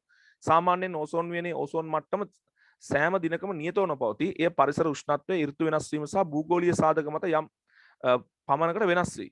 දැන් අපි හිතමුකෝ ලංකාවේ යම් ප්‍රදේශයක නැත්නම් යම් ස්ථානයක තෝරා ගන්නා ලද වායුගෝලයේ යම් ස්ථානයක ඕසෝන් මයින්නවා කියලා. හැබැයි ඒක දවස තුලත් වෙනස් වෙන්න පුළුවන්ලු. ඒ වගේම ඍතු භේදයත් එක්කත් වෙනස් වෙන්න පුළුවන්ලු. ඒ නිසා දවසේ විටින් විට මයින්කොට මාසයේ මයින් දින ගාන අනුව දිනය කුමක්ද කියන කාරණේ මත අවුරුද්දේ මයින් දිනේ කුමක්ද කියන කාරණේ මත දෙසැම්බරයේද මයින් ජනවාරියේද මයින් කියන කාරණේ මත එකම තැන වුණත් ඕසෝන් මට්ටම වෙනස් වෙන්න පුළුවන්ලු ප්‍රමාණය වෙනස් වෙන්න පුළුවන්. හැබැයි සමස්තයක් විදිහට අඩුවීමක් නිරූපණය වෙනවලු. ඒත් එය වාර්ෂිකව ක්‍රමයෙන් පහතයයි. මෙසේ ඕසෝන් වියනේ ඕසෝන් මට්ටම සන්තිකව පහළ යෑම ඕසෝන් වියන හායනය ලෙස හඳුන්වනවා. එහෙනම් ඕසෝන් වියන හායනය කියන එකේ අර්ථ දැක්වීම මෙතන තියෙන්නේ. මොකක්ද? හේතු තාම මොකුත් කිව්වේ නැහැ. ඕසෝන් වියන හායනය වෙන්නේ මොකද කියලා කිව්වේ නැහැ. නමුත් මෙතන කියනවා මොකද්ද මේ ඕසෝන් ලේ ඩිප්ලීෂන් නැත්නම් ඕසෝන් වියන හායනය කියලා කියන්නේ. හරි. දිනෙන් දින නැත්නම් මාසෙන් මාසෙ වර්ෂෙන් වර්ෂය කාලයත් සමග ඕසෝන් මට්ටම සන්තතිකව පහළ යාම. ඒ කියන්නේ පොදු වශයෙන් නිරන්තරයෙන් අඩුවීමක් සිද්ධ වෙනවා. හරි. මෙසේ ඕසෝන් වියනේ ඕසෝන් මට්ටම සන්තතිකව පහළ යාම ඕසෝන් වියනේ හායනය ලෙස හැඳින්වෙනවා. එහෙනම් ඕසෝන් වියන හායනය කියන්නේ මොකක්ද කියලා අහුවොත් කියන්න මතක තියාගන්න මේ කොටස. මෙලෙස ඕසෝන් වියන හායනයට ලක්වීම ඉතා බරපතල පාරිසරික ප්‍රශ්නයකි. ඕසෝන් වියනේ පැවැත්ම නිසා හානිකර පාරජම්බූල කිරණ පෘථිවි පෘෂ්ඨයට පැමිණීම වළකාලයි. එනම් ඉහත ප්‍රදේශයේ ඕසෝන් ප්‍රමාණය අඩුවීම හේතුවෙන් හානිකර මොකද කියන්නේ? දැන් ඕසෝන් වියන කරේ මොකක්ද? අර හානිකර UV කිරණ එක නවත්ත ගත්තා. දැන් ඕසෝන් එතකොට මොකද වෙන්නේ? ඕසෝන් අඩු වුණොත් අර කලින් ඕසෝන් වියන තියෙද්දි නැවතුණු UV කිරණ හානිකර UV කිරණ පෘථිවි පෘෂ්ඨයට ළඟා වීම සිද්ධ වෙනවා. ඊට ප්‍රදේශයේ ඕසෝන් ප්‍රමාණය අඩුවීම හේතුවෙන් හානිකර UV කිරණ වැඩිපුර පෘථිවි පෘෂ්ඨය කරා ළඟා වීම සිදු වේ. මේ නිසා පෘථිවි වාසීන් මේ හානිකර UV කිරණ වලට වැඩිපුර නිරාවරණය වීමෙන් විවිධ සංකුලතා ඇති වෙනවලු. දැන් අන්න ගැටලුව සාරාංශයක් විදියට කිව්වා. මොකක්ද ඇති වෙන ගැටලුව? ඕසෝන් වියන හායනය වෙනකොට අර දැන් ඔය ඕසෝන් වියන තිබ්බත් හානිකර UV කිරණ එන්නෙම නැහැ කියලා හේකුත් නැහැ. නමුත් කොහොමත් අඩු ශක්තියක් සහිත UV කිරණ ආවා. ඕසෝන් වියන තිබ්බත් ඒක ප්‍රශ්නයක් නෑ. ඒවා උෂ්ණය කරලා තිබ්බේ නැහැ. නමුත් දැන් වෙන්නේ අර හානිකර UV කිරණ එන ප්‍රමාණය එන්න වැඩි. ඕසෝන් වියන කොහොමද අඩු වෙන්නේ? ඕසෝන් ප්‍රමාණය කොහොමද අඩු වෙන්නේ? ඕසෝන් වියන ඕසෝන් ස්තරය කොහොමද හායනයට ලක් වෙන්නේ? හායනයට ලක් කරන ප්‍රමාණය වැඩි වෙන්න අහිතකර UV කිරණ එන ප්‍රමාණය වැඩි වෙනවා. අහිතකර UV කිරණ ප්‍රමාණය පෘථිවිය පැත්තට එන එක වැඩි වෙනකොට මිනිස්සු සත්තු ශාකමේ UV කිරණ වලට නිරාවරණය වීම වැඩි වෙනවා. ඒ තුල UV කිරණ මගින් නැත්නම් ඉහළ ශක්තියක් සහිත UV කිරණ මගින් ජීවියෙක්ට නැත්නම් ද්‍රව්‍ය වලට මොකක්ද වෙන්න පුළුවන් හානිය? ඒ හානිය එන්න වැඩි වෙනවා. අපි හානිය ගැන කතා කරනවා. හරි. ඕසෝන් වියනේ හායනයට හේතු වන කරුණු. මොනවාද මේ ඕසෝන් වියන හායනය වෙන හේතු වෙන්නේ? ස්වාභාවික ක්‍රියාවලියද මිනිසා විසින් සිදු කරන ක්‍රියාවලියද කියන කාරණේ පිළිබඳව පොඩ්ඩක් කතා කරන්න ඕනේ. ඕසෝන් වියනේ හායනයට ස්වාභාවික සාධක මෙන් මිනිස් ක්‍රියාකාරකම්ද හේතු වේ. මේ අතුරින් ස්වාභාවික හේතු తాවකාලික වන අතර සිදු වූ හානිය කෙටි කලකින් නැවත යථා තත්ත්වයට පත් වේ. ප්‍රබල ගිනිකඳු පිපිරීම මගින් ඉහළ වායුගෝලයට එක්වන සල්ප අඩංගු සංයෝග ඕසෝන් වියනට හානි කිරීම එක් ස්වාභාවික ක්‍රියාවලියකි. මේ ගිනිකඳු පිපිරීම ප්‍රබල ගිනිකඳු පිපිරීම මගින් ඕසෝන් වියනට හානියක් වෙන්න පුළුවන්ලු ඔය සල්ප අඩංගු සංයෝග වායුගෝලයට නිදහස් වීම තුලින්. ඒක පැහැදිලි කිරීමක් නෑ කොල්ලන්ට. ගිනිකන්දක් පුපුරලා ඒ සල්ප අඩංගු සංයෝග වායුගෝලයට නිදහස් වෙලා කොහොමද ඕසෝන් වියන හායනය වෙන්නේ කියන කාරණේ ප්‍රතික්‍රියා මගින් හෝ ඒ සමීකරණ මගින් පැහැදිලි කරන්න කොල්ලන්ට නෑ. නමුත් එහෙම වෙන්න පුළුවන්ලු. නමුත් ස්වාභාවික ක්‍රියාවලිය වලින් සිදුවන හානිය తాවකාලිකයි. ඒක දිගින් දිගට අරගෙන යන්නේ නැහැ. හානිය දිගින් දිගට සිදු වෙගෙන යන්නේ නැහැ. ඒක යථා තත්ත්වයටපත් වෙනවලු. නමුත් ඕසෝන් වියනට ඉතා බරපතල මෙන්ම ප්‍රතිවර්තී නොවන කියලා කියන්නේ හානිය නැවත හපව් ඒ කියන්නේ රිකා වෙන්නේ නැහැ. අඩු වෙච්ච ඕසෝන් ප්‍රමාණය නැවත වැඩි වීමකට ලක් වෙන්නේ නැහැ. හරි ප්‍රතිවර්තී නොවන අනිත් පැත්ත හැරෙන්නේ නැහැ වැඩේ. බරපතල මෙන්ම ප්‍රතිවර්තී නොවන හානිය සිදු කරන්නේ මිනිසා විසිනි. මිනිසා තමයි මේ වැඩේ කරනවා කියන්නේ. හරි මිනිසා විසින් වායුගෝලයට එක් කරන වාෂ්පශීලී සංයෝග මේට හේතු වේ. මේ සඳහා නිදසුන් පහක් දැක්වේ. ප්‍රධාන වශයෙන්ම අපි කතා කරන පුතේ ක්ලෝරෝෆ්ලෝරෝකාබන් ගැන CFC. මෙන්න මේ වායු වාෂ්පශීලී මේ වායු නිදහස් කිරීම. බ්‍රෝමීන් අඩංගු වාෂ්පශීලී කාබනික සංයෝග වක්‍රාකාරයෙන් ඕසෝන් වියන හායනයට දායක වේ. ඍජුව නෙමෙයි වක්‍රාකාරයෙන්. බ්‍රෝමීන් අඩංගු වාෂ්පශීලී කාබනික සංයෝග කියලා කියන්නේ බ්‍රෝමීන් ආදී සංයෝග ඇල්කිල් බ්‍රෝමයිඩ් වගේ right. ඒ වගේ මම ඔයාලට දැන් අර බ්‍රෝමීන් අඩංගු වාෂ්පශීලී කාබනික සංයෝගයකට උදාහරණයක් බ්‍රෝමෝෆ්ලෝරෝකාබන්. බ්‍රෝමීන් අඩංගු හරි බ්‍රෝමෝෆ්ලෝරෝකාබන් කියලා කියන්නේ ඇත්තටම බ්‍රෝමීන් ෆ්ලෝරින් කාබන් තියෙන සංයෝග. මම ඔයාලට ක්ලෝරෝෆ්ලෝරෝකාබන් ගැන කියලා දෙනකොට ඒවත් කියලා දෙන්න. හරි. ඊට අමතරව ඉහළ වායු ගෝලයට ආසන්නව ගමන් කරන ගුවන් යානා මගින් පිට කරනු ලබන නයිට්‍රික් ඔක්සයිඩ් NO වායුවද ඕසෝන් වියන හායනයට ලක් කරයි. දැන් වායු දැන් ඉහළ අවකාශයේ දැන් යනවනේ උඩින් ගුවන් යානා ඒ තුල ඉන්ධන දහනය වෙලා පිට වෙන NO වලුත් ඕසෝන් වියනට හානියක් සිදු වෙනවා. නමුත් අපි මෙතනදී කතා කරන්නේ මේ ක්ලෝරෝෆ්ලෝරෝකාබන් වලින් කොහොමද ඕසෝන් වියනට හානියක් සිද්ධ වෙන්නේ කියලා. ඕසෝන් වියන හායනයට දායක වන ප්‍රධානම සංයෝග කාණ්ඩය වුණේ ක්ලෝරෝෆ්ලෝරෝකාබන්. මම කියලා දෙන්නම් මොනවද මේ ක්ලෝරෝෆ්ලෝරෝකාබන් කියන්නේ කියලා. ක්ලෝරෝෆ්ලෝරෝකාබන් යනු ඔන්න හයිලයිට් කරගන්න. කාබන් පරමාණු එකක් හෝ දෙකක් සහිත හයිඩ්‍රෝකාබන වල. ඒ කියන්නේ කාබන් සහ හයිඩ්‍රජන් පමණක් තියෙන කාබන් එකක් දෙකක් තියෙන ඒ හයිඩ්‍රෝකාබන වල ව්‍යුත්පන්න මේ හයිඩ්‍රෝකාබන වල ඇති සියලුම හයිඩ්‍රජන් පරමාණු ක්ලෝරින් සහ ෆ්ලෝරින් පරමාණු වලින් ආදේශ වී ඇත. ඒ කියන්නේ කාබන් එකක් හෝ දෙකක් තියෙනවා. හයිඩ්‍රජන් පරමාණු වෙනුවට තියෙන ක්ලෝරින් සහ ෆ්ලෝරින් පරමාණු විතරයි. හයිඩ්‍රජන් පරමාණු එකක්වත් නැලු. දැන් මේ තියෙන උදාහරණ. ෆ්‍රියෝන් 12 අපි මේ නම් විදිහට මතක තියාගන්න ඕනේ නැහැ. ඒතර ෆ්‍රියෝන් 12 කියන මේ දැන් මේක CFC වායුවක්. මේ ක්ලෝරෝෆ්ලුෝරෝකාබන්. මේක CFC වායුවක්. ක්ලෝරෝෆ්ලුෝරෝකාබන්. මේක CFC වායුවක්. ක්ලෝරෝෆ්ලුෝරෝකාබන්. මේක CFC. ක්ලෝරෝෆ්ලුෝරෝකාබන්. එතකොට කාබන් එකේ CFC වායු දෙකක් තියෙනවා. කාබන් දෙකේ CFC වායු දෙකක් තියෙනවා. එතකොට ඔයාලට පේනවා ෆ්‍රියෝන් 12 කියන ඒ CFC වායුවේ කාබන් එකයි ක්ලෝරින් පරමාණු දෙකයි ෆ්ලෝරින් පරමාණු දෙකයි. ෆ්‍රියෝන් 11 කියන CFC වායුව ගත්තාම මේකේ ක්ලෝරින් පරමාණු දෙකයි ෆ්ලෝරින් පරමාණු එකයි. මේකට වඩා මේක වෙනස් වෙනවා. ඒතර නමත් වෙනස් වෙලා තියෙනවා. ෆ්‍රියෝන් 113 කියන හරි මේ කියන නැත්නම් 113 කියන මේ CFC වලට අයත් වායුවේ කාබන් දෙකක් තියෙනවා. Chlorine පරමාණු 3යි fluorine පරමාණු 3යි. එකක් බැඳලා තියෙන විදිය බලන්න. එක කාබන් කෙනෙක්ට ක්ලෝරින් 2යි අනිත් කාබන්ට ෆ්ලෝරින් 3යි 2යි. එක කාබන් කෙනෙක්ට ෆ්ලෝරින් 1යි අනිත් කාබන්ට ක්ලෝරින් 1යි. ඒ වගේ බැඳලා තියෙන්නේ. දැන් අපිට එක පාටම කිව්වොත් එක කාබන් කෙනෙක්ට ෆ්ලෝරින් 3යි කිව්වොත් සමහර ලාවට මේක එකම කාබන් කෙනෙක් ෆ්ලෝරින් 3යි එකම කාබන් ක්ලෝරින් 3 වෙන්නත් පුළුවන්. ඒතොර වෙනස් වෙනවා. ඒතොර ඒක ෆ්‍රියෝන් 113 කියලා කියන්නේ නැහැ. ඒ කියන්නේ මම කිව්වේ තේරුණාද?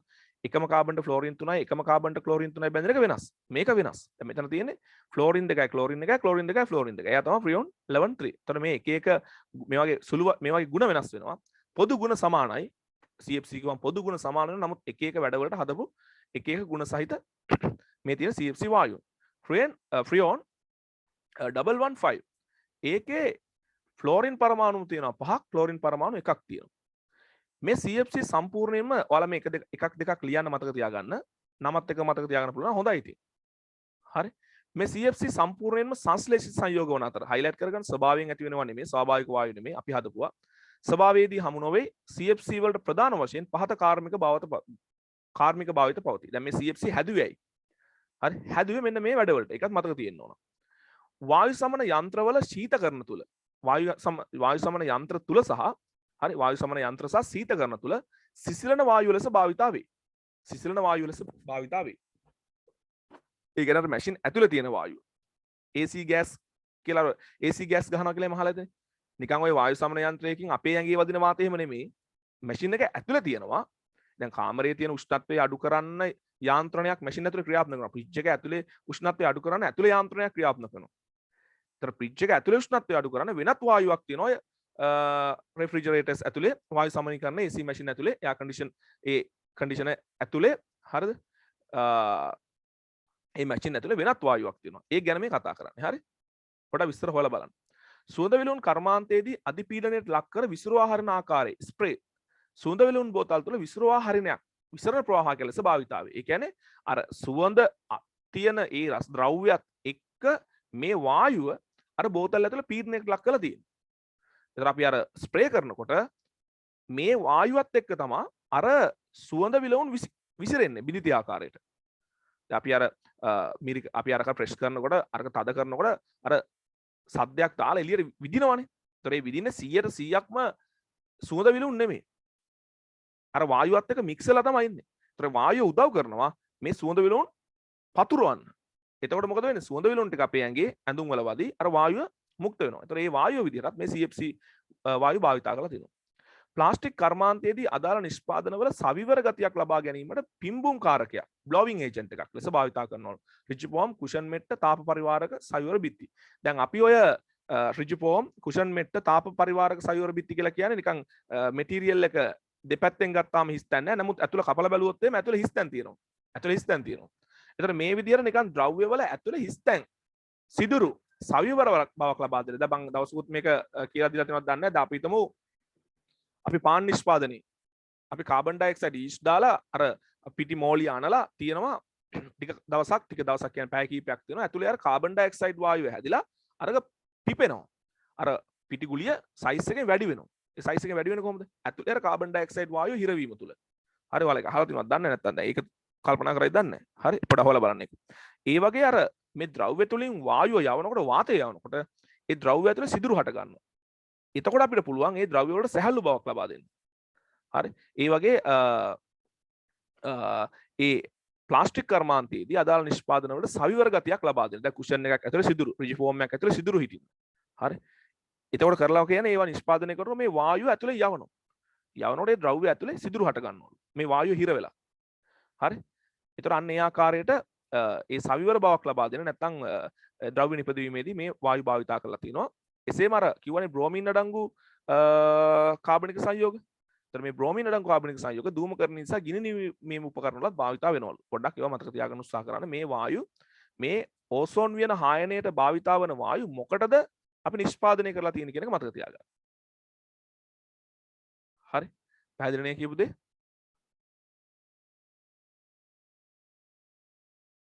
හරි. දැන් අපි බලමු CFC. يعني ක්ලෝරෝෆ්ලෝරෝකාබන්. ඒ පවුලේ ඒ කුලකේ ඒ සෙට් එකේ වායු ටික කොහොමද මේ ඕසෝන් වියනට හායනය නැත්නම් ඕසෝන් වියන හායනය කරන්නේ ඕසෝන් වියනට හානි කරන්නේ කියලා ඊට කුමන සංයෝගය උවද අප මතක තබාගත යුත්තේ. ඒ කියන්නේ මේ CFC උඩ දුන්නානේ 4. අප මතක තබාගත යුත්තේ මේ සංයෝග ඕසෝන් සමග කෙලින්ම ප්‍රතික්‍රියා කර නොකරන බවයි. කෙලින්ම ඕසෝන් කියන්නේ ඕසෝන් දැන් හායනය කරන්න නම් ඕසෝන් ස්තරය විනාශ කරන්න නම් තියෙන ඕසෝන් ප්‍රමාණය අඩු කරන්න නම් අද මේ ඕසෝන් එක කවුරු හරි ප්‍රතික්‍රියා කරලා හරි මොනෑම හෝ ක්‍රමයකින් මේක අයින් කරන්න බෑ. එතන මේ CFC වායු කියන ඒවා කෙලින්ම ගිහිල්ලා ඕසෝන් එක්ක O3 එක ප්‍රතික්‍රියා කරන්නේ නැහැලු. මතක තියාගන්න ඕන. හරි. ඊයේ සඳහන් කරන ලද CFC සංයෝග ස්ථායි සංයෝගය හයිලයිට් කරගන්න. මේගොල්ලෝ ස්ථායි සංයෝග. එහෙම ලේසියෙන් බිඳ වැටෙන්නේ නැහැ. ඒවා තාප වියෝජනයට ලක් නොවන අතර තාප ස්ථායි කියලා කියනවා. ජෛව හායනයටද ප්‍රතිරෝධී වේ. ඒ කියන්නේ මේක මේ අර සූර්ය ශක්තිය අවශෝෂණය කරගෙන ඒකොල්ල බිඳ වැටීමක් සිද්ධ වෙන්නේ නැහැ. මොකද ඉස්සරහට කතා කරනවා ඒ වගේ බිඳ වැටෙන වායු ටික ගැන කතා කරනවා. ඒ ස්ථායි වෙනවා කියන්නේ මේකොල්ල දැන් මෙහෙමනේ. ඔයාලා මතක තියාගන්න. දැන් ඔය අපි මේ තියෙන පොළව කියලා හිතන්නකො. එතන මේ අපි නිෂ්පාදනය කරන CFC වායු නැත්නම් මොකක් හරි X කියලා වායුවක් කියලා හිතන්න. එතන මෙයා දැන් ඕසෝන් ස්තරයට ගමන් කරන අතරතුර මේ X කියන වායුව පුළුවන් ඕනනම් වායුවට පුළුවන් ඕනනම් විකිරණ අවශෝෂණය කරගෙන වෙනත් ද්‍රව්‍ය බවට පත් වෙන්න. හරි? වෙනත් ද්‍රව්‍ය බවට පත් වෙන්න. නැත්නම් X කියන වායුවට පුළුවන් විනාශ වෙන්න. ඕසෝන් ස්තරයට යන්න කලින්. එහෙම වෙන්නේ නැහැලු. CFC වායු එහෙම බිඳ වැටීමකට ලක් වෙන්නේ නැහැ. ඕසෝන් වියන කරා යන අතරමඟදී බිඳ වැටීමකට ලක් වෙන්නේ නැහැ. හරි? ඒ නිසා මේගොල්ලෝ තාපස්ථායි. ඒ නිසා පොළොවේ ඒක නැත්නම් අපි CFC වායුව යම් ක්‍රමයකින් නිෂ්පාදනය කරොත් මෙයාට ඕසෝන් ස්තරය දක්වා ගමන් කිරීමේ හැකියාව තියෙනවා. අතරමැදදී බිඳ වැටීමකට ලක් වෙන්නේ නැහැ. හරි? තාප ප්‍රතිරෝධී. තාපය හැමෝම වියෝජනය වෙන්නේ නැහැ. කැඩලා විනාශ වෙලා යන්නේ නැහැ. ජෛව හානියට ලක් වෙන්නේ නැහැ. හරි? ජීවීන් මගින් මේක අපිට ජීව ක්‍රියාවලියක් කරහා හෝ මේක අපිට විනාශ කරන්න නැති කරන්න බෑ. අමාරුයි. හරි? ඒ හේතුවෙන් මේ සංයෝග වායුකෝලයේ දිගු කාලයක් පැවතිය හැක. මේගොල්ලන්ට කාලයක් තිස්සේ පවතින්න පුළුවන්. තාපයට ප්‍රතිරෝධී තාපය හැමෝම වියෝජනය වෙන්නේ නැහැ. ජෛව හානියට ලක් වෙන්නේ නැහැ. නිසා මේගොල්ලන්ට කාලයක් පවතින්න පුළුවන් වායුකෝලේ. ලයිෆ් ටයිම් මේ කියලා කියන්නේ ආයු කාලය වැඩි මේ වායු වල. CFC වායු වල ආයු කාලය වැඩි. කෙසේ වෙතත් මේ සංයෝගිතා වාෂ්පශීලී බැවින් වේගයෙන් වාෂ්ප වී ඉහළ වායු ගෝලයට එනම් ඕසෝන් වියන පවතින ස්තර ගෝලයට ළඟා විය හැකියි. ඊළඟට මේගොල්ලන්ගේ ප්‍රොපර්ටි එකක් ගුණයක් තියෙනවා. මේගොල්ලෝ වාෂ්පශීලී. ඒතර වාෂ්පශීලී කට්ටියට පුළුවන් CFC. මේගොල්ලන්ට විශේෂ ගුණයක් තියෙනවා වාෂ්පශීලී. වාෂ්පශීලී වෙනකොට මොකද්ද වෙන්නේ? ඉක්මනට මේගොල්ලන්ට ඕසෝන් වියන කරා ගමන් කරන්න පුළුවන් හැකියාවක් ඇති වෙනවා. හරි?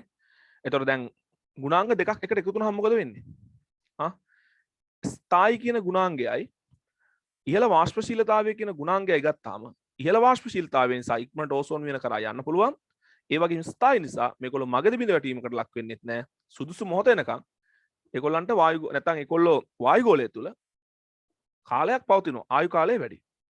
මතක තියාගන්න. හරි? එලෙස මේ සංයෝග ඕසෝන් වියන ප්‍රදේශයට ළඟා වූ විට පහළ වායු ගෝලයේදී හමු නොවන නමුත් ඉහළ වායු ගෝලයේ පවත්නා අධික ශක්ති පාරජම්බුල කිරණ වලට නිරාවරණය වේ.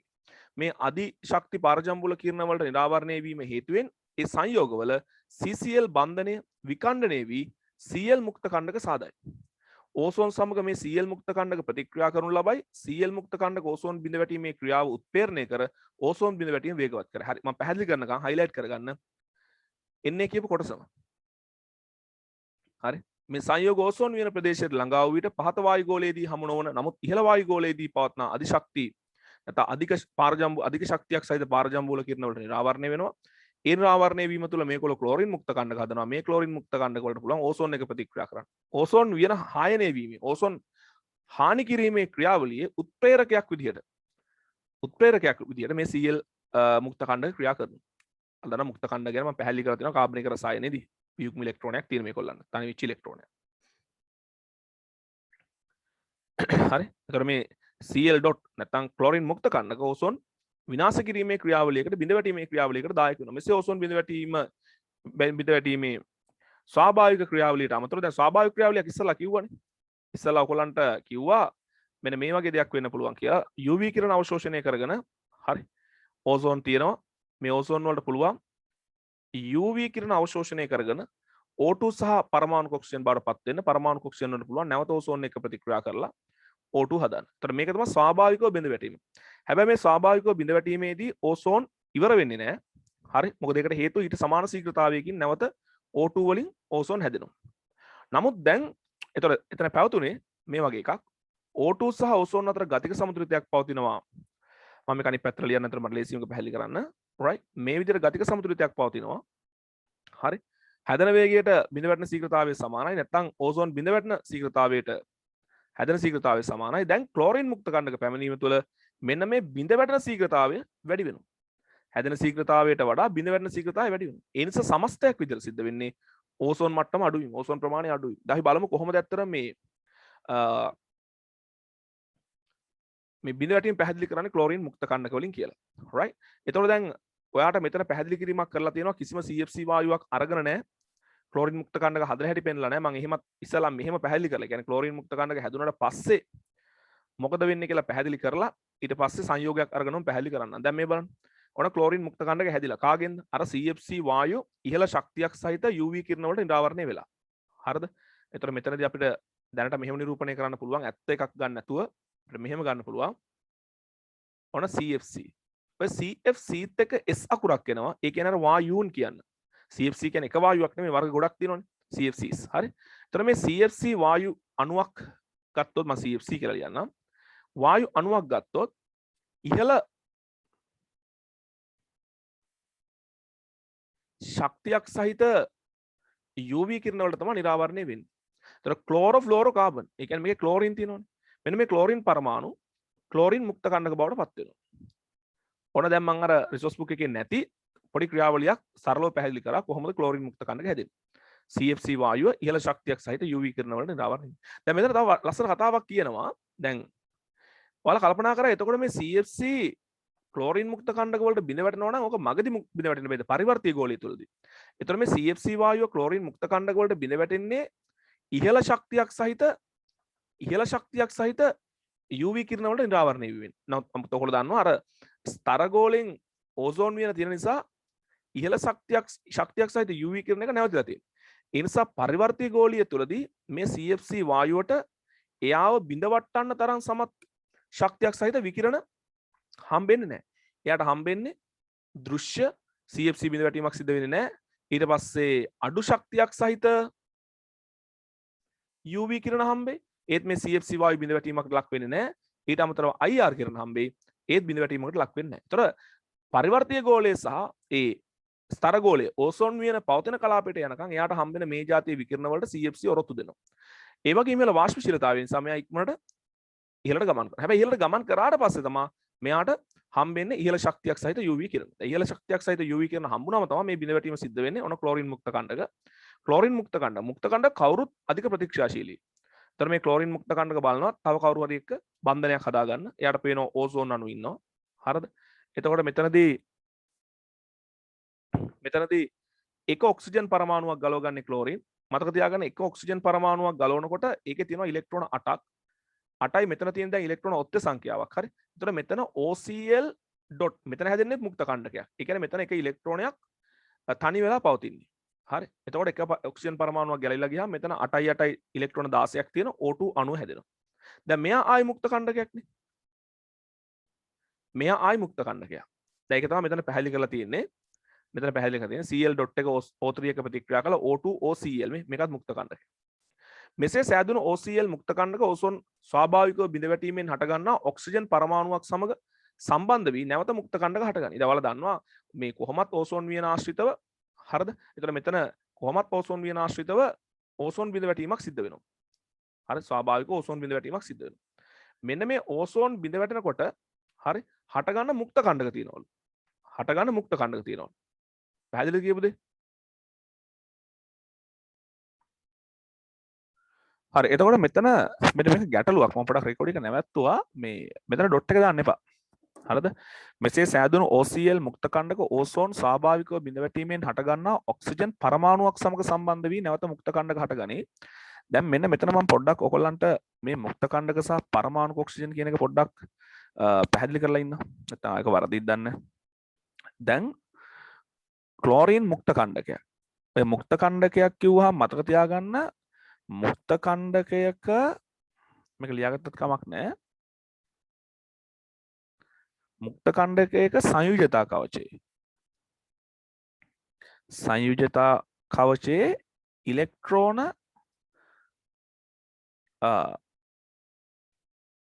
ඉලෙක්ට්‍රෝන ඔත්තේ සංඛ්‍යාවක් තමයි තියෙන්න ඕන. ඔත්තේ සංඛ්‍යාව. ඒතර ක්ලෝරින් කියන්නේ මුක්ත කණ්ඩකයක් විදිහට ගන්න පුළුවන්. මොකද එයාගේ සංයුජතා කවචයේ ඉලෙක්ට්‍රෝන 7යි තියෙනනේ.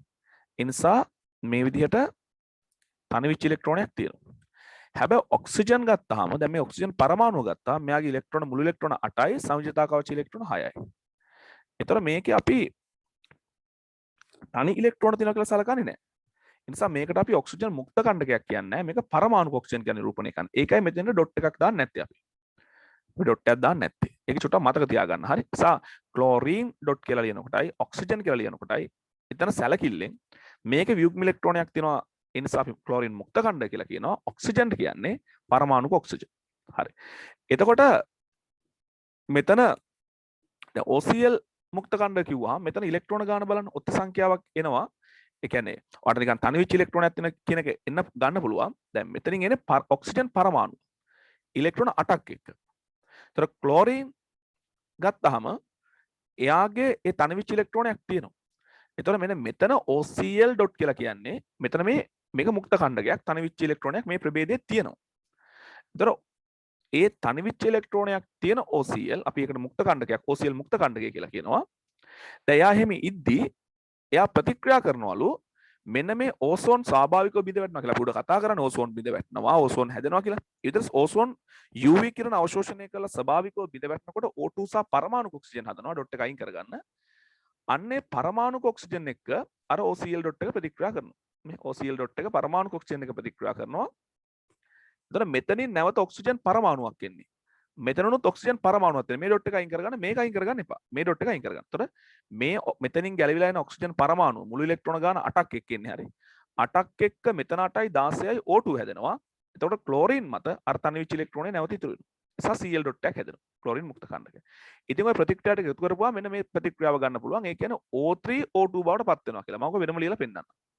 ආකාර කීපයකට ලියන්නම්. දවට සලකන්න පුළුවන් මෙන්න ක්ලෝරීන් මුක්ත කණ්ඩක මම වායුමය අවස්ථා කියන එක දාන්නේ ඕසෝන් එක ප්‍රතික්‍රියා කරනවා O2 හැදෙනවා Cl නැත්නම් OCl ඩොට් මෙහෙම ලියන්න OCl ඩොට් මුක්ත කණ්ඩකයක් හැදෙනවා හරිද එතකොට ක්ලෝරීන් මුක්ත කණ්ඩකයක් ඕසෝන් එක ප්‍රතික්‍රියා ඕසෝන් බිඳ වැටෙනවා ඊට පස්සේ ස්වාභාවිකව ඕසෝන් බිඳ වැටෙනවා O2 සහ පරමාණුක ඔක්සිජන් බවට ඊට පස්සේ මේ OCl මුක්ත කණ්ඩකය පරමාණුක ඔක්සිජන් එක ප්‍රතික්‍රියා කරලා නැවත O2ත් එක්ක O2 හදලා Cl මුක්ත කණ්ඩකය නිදහස් කරනවා. වැයවිච්ච Cl මුක්ත කණ්ඩකය නැවත නිදහස් වෙනවා.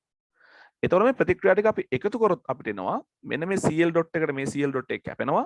OCl ඩොට් එකට OCl ඩොට් එක කැපෙනවා. මෙතනින් O3 දෙකක් එනවා. මේ පැත්තේ O2 තුනක් එනවා.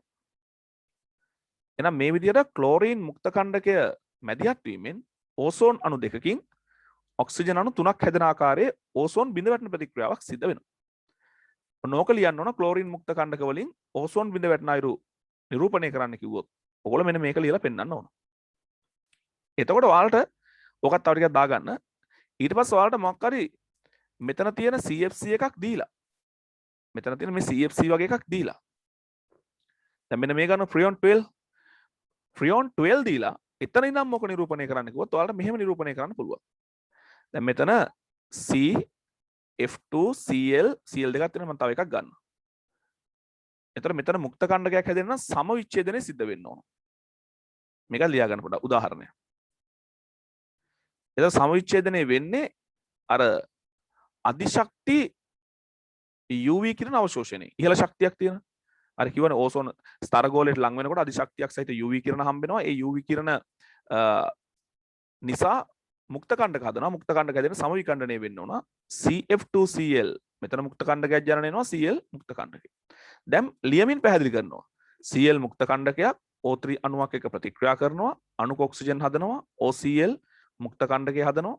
ඕසෝන් ස්වාභාවිකව බිඳ වැටීමේදී O2 සහ පරමාණු ඔක්සිජන් හැදෙනවා. මේ පරමාණු ඔක්සිජන් OCl මුක්ත කණ්ඩකයක ප්‍රතික්‍රියා කරලා O2 එක නැවත Cl මුක්ත කණ්ඩකය හදනවා. මේ ටික එකතු කරපුවාම යාට ඔය මුක්ත කණ්ඩක කැපිලා ගිහිල්ලා දෙකක් O3 වලින් තුනක් O2 හැදෙනවා කියන එක එනවා. පැහැදිලිද කියපු දේ? මේ මම ඔයාලට අර මුක්ත කණ්ඩකයක් හැදෙන හැටි පැහැදිලි කරේ. ඒතර ඔය විදිහට ඕසෝන් වැයවීමේ වෙනම ක්‍රියාවලියක් සිද්ධ වෙනවා මේ මුක්ත කණ්ඩක හරහා. මේ මුක්ත කණ්ඩක හරහා. ඒක තමයි එතනේ පැහැදිලි කරේ. හරිනේ. right. දැන් අපි ඉස්සරහට යමු.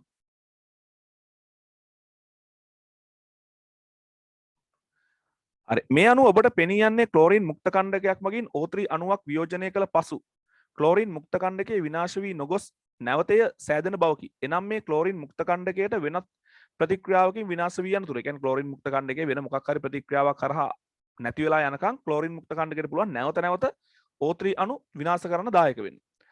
හරි. විනාශ වී යනතුරු O3 අණු විශාල ප්‍රමාණයක් බිඳ හෙළිය හැකිය. එනම් Cl. නැත්නම් ක්ලෝරින් මුක්ත කණ්ඩක O3 බිඳ හෙළීම සඳහා උත්ප්‍රේරකයක් ලෙස ක්‍රියා කර ඇත. ඒ කියන්නේ දැන් උත්ප්‍රේරකයක ලක්ෂණ ඔයගොල්ලෝ දන්නවනේ. මුලින් ප්‍රතික්‍රියාවට සහභාගී වෙලා ප්‍රතික්‍රියාවේ ශීඝ්‍රතාවය වැඩි කරලා නැත්නම් ජනනය වෙනවා. සමස්තයක් විතර වැයවීමක් සිද්ධ වෙන්නේ නැහැ. ඒක මේ ක්ලෝරින් මුක්ත කණ්ඩක වල කොට පේනවා. අර යාන්ත්‍රණයේ ඇසුරෙන් මුලින් සහභාගී වෙනවා පස්සේ නැවත ජනනය වෙනවා. ඒ නිසා හයිලයිට් කරගන්න මෙතනදී ක්ලෝරින් මුක්ත කණ්ඩක වැඩ කරන්නේ උත්ප්‍රේරකයක් විදිහට. ඕසෝන් වියන හායනයේ සිදුවන අහිතකර බලපෑම්. දැන් මේ විදිහට CFC වායු ගිහිල්ලා ක්ලෝරින් මුක්ත කණ්ඩක හදලා ඕසෝන් වියන ක්‍රමයෙන් අඩු වෙනකොට හායනය වෙනකොට විනාශ වෙනකොට මොකද්ද වෙන්න පුළුවන් බලපෑම. දැන් බලපෑම තමයි අධිශක්තියක් සහිත UV කිරණ පෘථිවි පෘෂ්ඨයට එන එකනේ. හරි. ඒ හරහා මොකද්ද ඊළඟට වෙන්නේ කියලා බලමු. ඕසෝන් වියන හායනයෙන් සිදුවන අහිතකර බලපෑම් නම් සූර්යාගෙන් පැමිණෙන ශක්තිය අධික අහිතකර පාරජම්බුල කිරණ වැඩි තීව්‍රතාවයකින් පෘථිවි පෘෂ්ඨයට ළඟා වීමයි. ඕසෝන් වියන හායනයට පෙර පෘථිවියට ළඟා වූ UV කිරණ වලට වඩා වැඩි ශක්තිය නැත්නම් අධික UV කිරණ ප්‍රමාණයක් වැඩි ශක්තියක් සහිත අධික UV කිරණ ප්‍රමාණයක් නැත්නම් ඉහළ ශක්තියක් සහිත UV කිරණ ප්‍රමාණයක් ඉහළ තීව්‍රතාවයකින් ඕසෝන් වියන හායනයේ පසු පෘථිවියට ළඟා වෙනවා. ඒ කියන්නේ ඕසෝන් වියන තියෙද්දි ආපු නැති ඒවා දැන් එන්න පටන් ගන්නවා. ඒ වගේම කලිනුත් ආව නමුත් දැන් මේ එනවා තීව්‍රතාවය වැඩි වෙලා තියෙනවා. ඒ වගේ සිද්ධ වෙන්න පුළුවන්. හරිද? මෙතන හොඳට කියවලා බලන්න. ඕසෝන් වියන හායනයට පෙර පෘථිවියට ළඟා වූ UV කිරණ වලට වඩා වැඩි හරි ශක්තිය අධික වඩා වැඩි ශක්තිය අධික UV කිරණ ප්‍රමාණයක් ඕසෝන් වියන හායනයේ උපස පෘථිවියට ළඟා වෙනවා. මේකට පෘථිවියේ ජීවීන් අහිතකර අහිතකර ශක්තිය අධික UV කිරණ වලට වැඩිපුර නිරාවරණය වීම හේතුවෙන් ඒ UV කිරණ මගින් ඇති කරන අහිතකර බලපෑම් වලට වැඩිපුර ගොදුරු වෙනවා. මොනවාද අහිතකර බලපෑම්? දැන් ඔන්න අධික ශක්තියක් ඉහළ ශක්තියක් සහිත UV කිරණ වැඩියෙන් පෘථිවිය පැත්තට එන්න පටන් ගන්නවා. එකක් සමය පිළිකා ඇතිවීම. දැන් මේවා ලොකුවට විස්තර කරන්නේ නැහැ මම. UV කිරණවල ඇති ඉහළ ශක්තිය හේතුවෙන් එර නිරාවරණය වූ විට සම ආශ්‍රිත සෛලවල ඇති DNA වැනි අණුවල ව්‍යුහාත්මක වෙනස්කම් ඇති වෙනවලු. මම DNA පැහැදිලි කරන්න යන්නේ නැහැ. ඔයගොල්ලන්ගේ අර තොරතුරු. හරි. ඔයගොල්ලෝගේ අර ලක්ෂණ තොරතුරු ගබඩා වෙලා තියෙන DNA වල සෛලවල න්‍යෂ්ටි ඇතුළේ තමයි DNA තියෙන්නේ. ඔය DNA වල වෙනස්කම් ඇති වෙනකොට හරිද? විවිධ වෙනස්කම් ජීවීන් තුළ ඇති වෙනවා නැත්නම් ඊළඟ පරම්පරාව තුළ ඇති වෙනවා. හරි. සෛල වල ඇති DNA වැනි අණු වල ව්‍යුහාත්මක වෙනස්කම් සිදුවේ. UV කිරණ හමුවේදී මේ විශාල අණු වල ඇති හයිඩ්‍රජන් බන්ධන බිඳී ගොස්. දැන් මම කියවනේ අර DNA RNA ප්‍රෝටීන ගත්තා මේගොල්ලන්ගේ නිවැරදි හැඩය පවත්වා ගන්න හයිඩ්‍රජන් බන්ධන වැදගත් වෙනවා. හයිඩ්‍රජන් බන්ධන බිඳ වැටෙනවා නිවැරදි හැඩය නැතුව යනවා. නිවැරදි හැඩය නැති වුණොත් ඒගොල්ලන්ගේ ඒක අපිට එයාගේ ක්‍රියාකාරීත්වය නැති වෙන්නත් පුළුවන් හානිකර අයුරින් ක්‍රියාත්මක වෙන්නත් පුළුවන්. හැඩය වෙනස් වුණොත්. හරි. වෙනස් ආකාරයට සැකසීම නිසා මේ සිදුවේ. ඔය UV කිරණ ඇවිල්ලා වැටිලා හයිඩ්‍රජන් බන්ධන බිඳ වැටලා ඒතර මේ ව්‍යුහය වෙනස් වීම තුළ තමයි ඔය සමය පිළිකා ආදී ඇති වෙන්න හේතුකාරක වෙන්නේ. මේ අණු වල ඇතිවන විකෘතිතා නිසා පිළිකා සෛල හටගෙන සමමත වේගයෙන් පැතිරීමෙන් සමය පිළිකා ඇති වේ. ඒ කියන්නේ DNA වල ව්‍යුහය වෙනස් වීම, RNA වල ව්‍යුහය වෙනස් වීම, ප්‍රෝටීන ආදී ව්‍යුහය වෙනස් වීම තුළ හරි පිළිකා සෛල ඇති වෙලා ඒවා සමමත වේගයෙන් පැතිරලා පිළිකාවක් ඇති වෙලා ඒ කියන්නේ ඒක හානිකර තත්ත්වයක් ඇති වෙන්න පුළුවන්. ඇසේ සුද මතුවීම. DNA මෙන්ම ප්‍රෝටීනද හයිඩ්‍රජන් බන්ධන මගින් තම ව්‍යුහය පවත්වා ගනී. UV කිරණ හේතුවෙන් මේ බන්ධන බිඳි නැවත සකස් වීමෙන් එම ප්‍රෝටීන වල ව්‍යුහය වෙනස් වේ. හරි. ප්‍රෝටීන වලත් මම කිව්වා හයිඩ්‍රජන් බන්ධන වලින් ඒගොල්ලන්ගේ නිවැරදි ව්‍යුහය පවත්වා ගන්න. ඒ නිවැරදි ව්‍යුහය තිබ්බොත් විතරයි ඒගොල්ලන්ගේ ෆන්ක්ෂන් එක හරියට ඒගොල්ලන්ට ඒක කරන්න පුළුවන්. ඇසේ පෙනීමට උපකාරී වන ඇසේ කාචය සමන්විත වනුයේ පාරදෘශ්‍ය ද්‍රව්‍යමය ප්‍රෝටීනයකි. මේ කාචය සමන්විත වෙනවා කියන්නේ පාරදෘශ්‍ය ප්‍රෝටීන් ද්‍රව්‍යයකින් කියලා.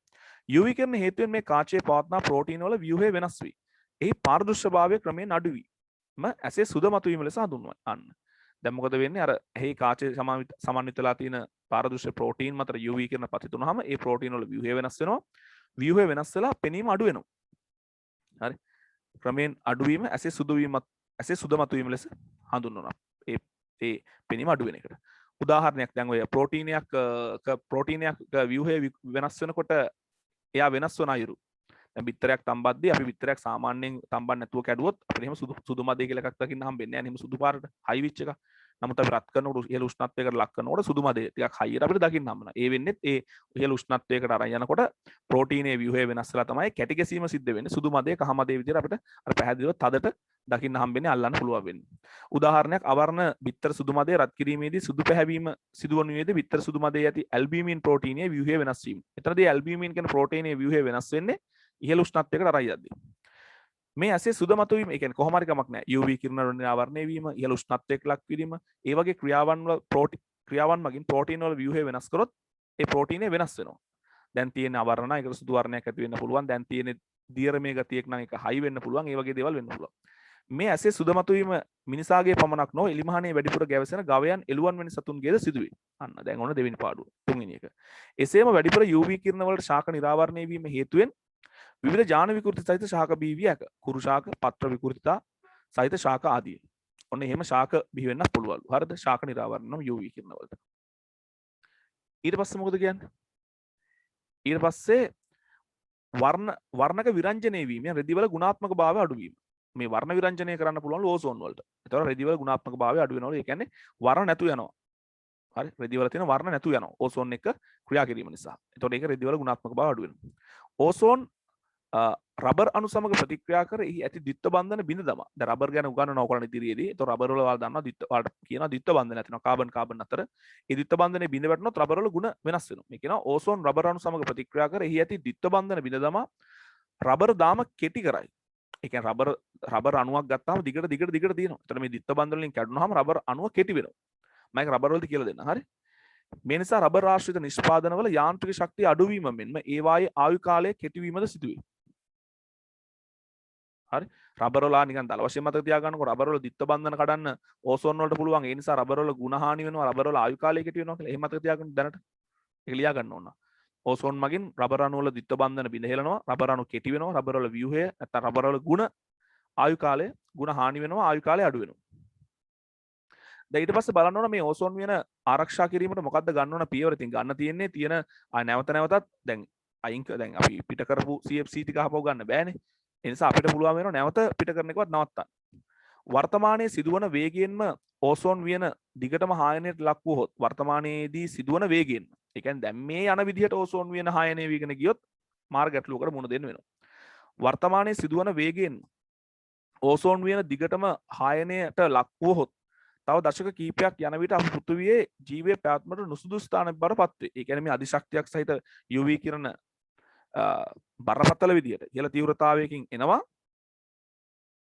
ඒකේ ප්‍රතිඵලයක් විදිහට ඒකේ ප්‍රතිඵලයක් විදිහට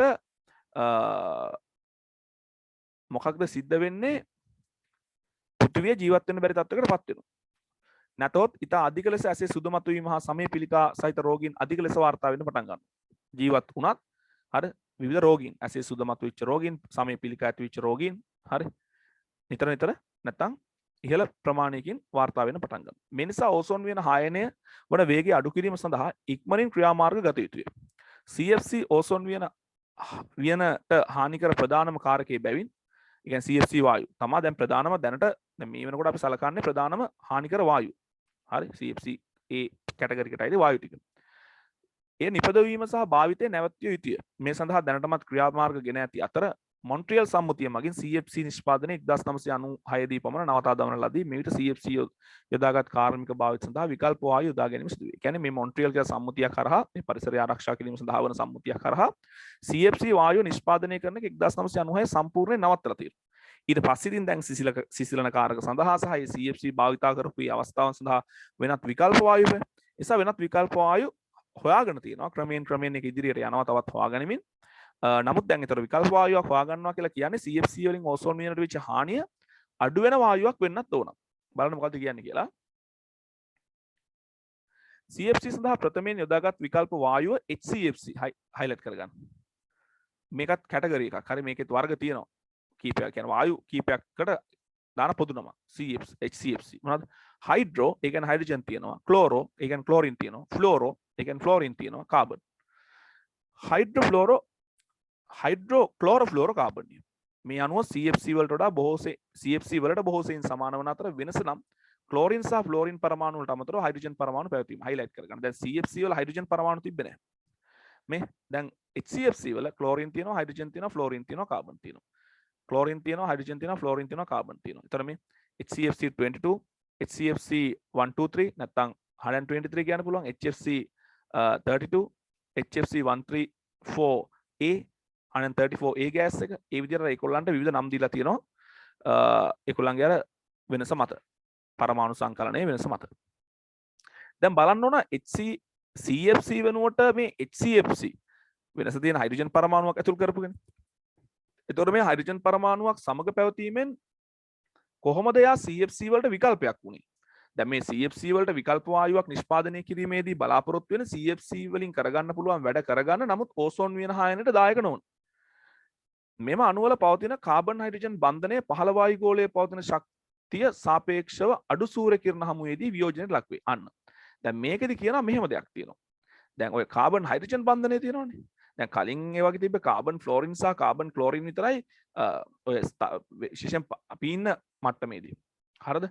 මේ පහළ වායු ගෝලයේදී ලැබෙන අර IR කිරණ හෝ දුෂ්‍ය කිරණ හෝ අඩු ශක්තියක් සහිත UV කිරණ වලින් මේ බන්ධන බිඳ වැටීමක් සිද්ධ වෙන්නේ නැහැ. ඒ නිසා එයා බිඳ නොවැටි ඕසෝන් වියන කරා ගමන් කරනවා. නමුත් මේ සංයෝගවල තියෙන මේ කාබන් හයිඩ්‍රජන් බන්ධනයට බිඳ වැටෙන්න පුළුවන්ලු අඩු ශක්තියක් සහිත සූර්ය කිරණ මගින්. ඒ කියන්නේ IR කිරණ, අඩු ශක්තියක් සහිත UV, එහෙම නැත්නම් දුෂ්‍ය කිරණ. හරි එතන මෙතන හරියටම කියලා නැහැ මොන කිරණ වලින්ද කියලා. නමුත් පහළ වායු ගෝලයේදී මේ අණු වලට හම්බෙන ඒ සූර්ය විකිරණ මගින් මෙන්න මේ කාබන් හයිඩ්‍රජන් බන්ධනය බිඳ වැටෙන්න පුළුවන් හැකියාවක් තියෙනවා. ඒ කියන්නේ මේ බන්ධනය දුර්වලයි කියන එක කියන්නේ. මේ හේතුවෙන් සංයෝග අණු සැලකිය යුතු ප්‍රමාණයක් ඕසෝන් වියන ප්‍රදේශයට ළඟා වීමට පෙර වියෝජනයට ලක් වේ. ඒත් අධික වාෂ්පශීලතාවයේ හේතුවෙන් මේ වායුන්ද ස්තර ගෝලයට ගමන් කළ හැකි අතර එසේ ඕසෝන් වියන ප්‍රදේශයට ළඟා වුවොත් කාබන් ක්ලෝරින් බන්ධනය අධිශක්ති UV කිරණ හමුවේදී විකණ්ඩනය වී ක්ලෝරින් මුක්ත කණ්ඩක නිපදවීම මගින් ඕසෝන් වියනට හානි කිරීමේ විභවයක් පවතී. මෙවුවා නම් හොඳටම පාඩම් කරගන්න ඕන. මෙවුවෙන් ප්‍රශ්න අහනවා. හරිද? දැන් එතකොට විකල්ප වායුවක් විදියට හයිඩ්‍රෝ ක්ලෝරෝෆ්ලෝරෝ කාබන්. හරිද? මේ බලන්න. විකල්පයක් විදියට අපි ගෙනාවට හයිඩ්‍රෝ ක්ලෝරෝෆ්ලෝරෝ කාබන්. දැන් මේකලයි කාබන් හයිඩ්‍රජන් බන්ධනයක් තියෙනවා. ඒ වගේම කාබන් ක්ලෝරින් බන්ධනයකුත් තියෙනවා. හරිද? කාබන් ක්ලෝරින් බන්ධනයකුත් තියෙනවා. ඒ නිසා දැන් මෙන්න මෙහෙමයි කතාව කියන්නේ. හරිද? මේක අයින් කළා දාමුකෝ. හරි. දැන් මේ හයිඩ්‍රෝ ක්ලෝරෝ ෆ්ලෝරෝ කාබන් වායු ගත්තාම හරිද? දැන් මේ විදිහට ඒගොල්ලන්ගේ කාබන් ක්ලෝරින් මේ වගේ ඔහොම තියෙනවා. කාබන් ක්ලෝරින් බන්ධනයක් තියෙනවා, කාබන් හයිඩ්‍රජන් බන්ධනයක් තියෙනවා. දැන් අපි හිතමු නිකන් මම මේ කියන්නේ අණු 1000ක් ඔන්න නිදහස් වෙනවා. ඒතර මේකෙන් සැලකිය යුතු ප්‍රමාණයක් කාබන් හයිඩ්‍රජන් බන්ධනයේ බිඳ වැටීම තුළ ඒ කියන්නේ මේ පහළ වායු ගෝලයේදී එන ශක්තිය ප්‍රමාණවත් කියලා කියන්නේ කාබන් හයිඩ්‍රජන් බන්ධනයේ බිඳ වැටෙන්න. ඒතර යම් සැලකිතු ප්‍රමාණයක් පහළ වායු ගෝලයේදී බිඳ වැටෙනවා. ඒ කියන්නේ පිටවෙච්ච ඒ අණු සියල්ල ස්තර ගෝලයට නැත්නම් ඕසෝන් වියන තියෙන ප්‍රදේශයට ගමන් කරන්නේ. හැබැයි මේගොල්ලන්ගේ තියෙන ඉහළ වාෂ්පශීලතාවය මේවා හොඳට මතක තියාගන්න. ඉහළ වාෂ්පශීලතාවය නිසා යම් කොටසක් කොහොම හරි ඕසෝන් වියන ප්‍රදේශයේ ස්තර ගෝලයට ගමන් කරනවා. හැබැයි ඔයා දන්නවා ඕසෝන් වියන දක්වා අධිශක්තියක් සහිත UV කිරණ එනවා. අධිශක්තිය සහිත UV කිරණ එනවා. එතකොට මේකෙන් යම් අණු ප්‍රමාණයක් කාබන් හයිඩ්‍රජන් බන්ධනයේ බිඳර වැටි ස්තර ගෝලයට ඕසෝන් වියන තියෙන ප්‍රදේශයට ගමන් කරපුවාම අන්න දැන් අධිශක්තියක් සහිත UV කිරණ හමුවේ කාබන් ක්ලෝරින් බන්ධනයේ බිඳ වැටෙනවා. බිඳ වැටුනොත් මෙයාට ක්ලෝරින් මුක්ත කණ්ඩක හදන්න පුළුවන්. ඒ කියන්නේ මේ වායුවටත් ඕසෝන් වියන හායනය වීම සඳහා ක්ලෝරින් මුක්ත කණ්ඩක නිදහස් කරන්න පුළුවන්. විශේෂත්වය තියෙන්නේ අර නිදහස් වන CFC තරම් හානියකට භාජනය නොවි ඕසෝන් වියනට ගමන් කරනවා වෙනකොට මේකොල්ලෝ පහළ වායු ගෝලය තුළදී යම් ප්‍රමාණයක් හරි සැලකියුතු ප්‍රමාණයකින් බිඳ වැටෙනවා. එතකොට නිදහස් කරන වායු අණු සියල්ල ගිහිල්ලා ඕසෝන් වියනට හානියක් ඇති කරන්නේ නැහැ කියන එකයි මේකේ තියෙන වාසිය. ඒ කියපු දේ තේරෙන්නේ නැතිනේ. හරි.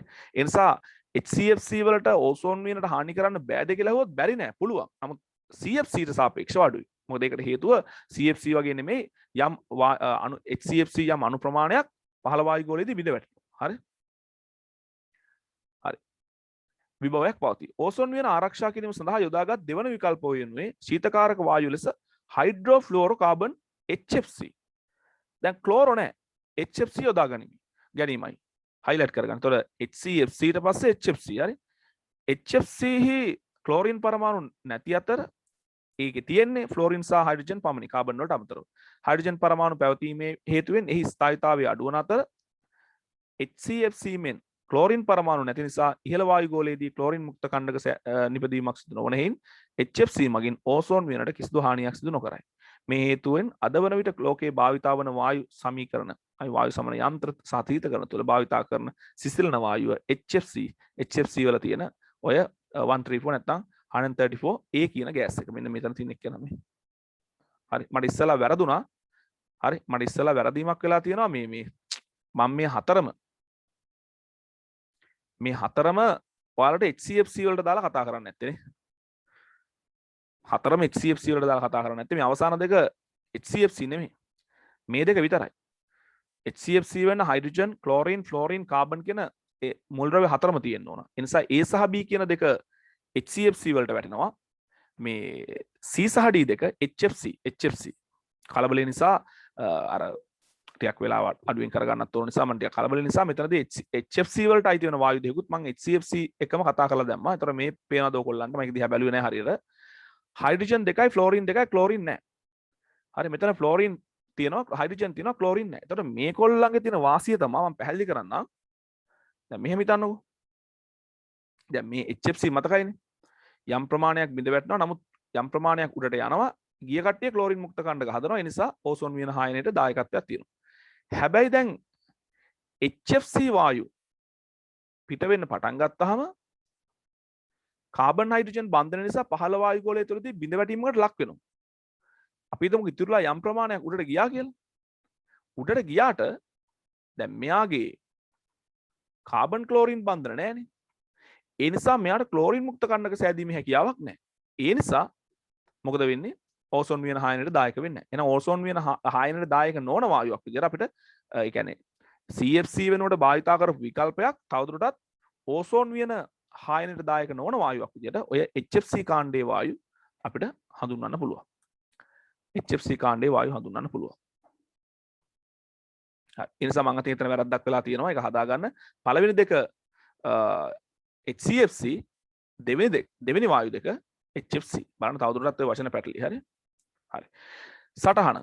මේ HFC වායුව ඕසෝන් වියනට කිසිදු හානියක් සිදු නොකලත් HFC, CFC, HCFC යන සියල්ල ඉතා ප්‍රබල හරිතාගාර වායුව. අන්න ප්‍රශ්නේ.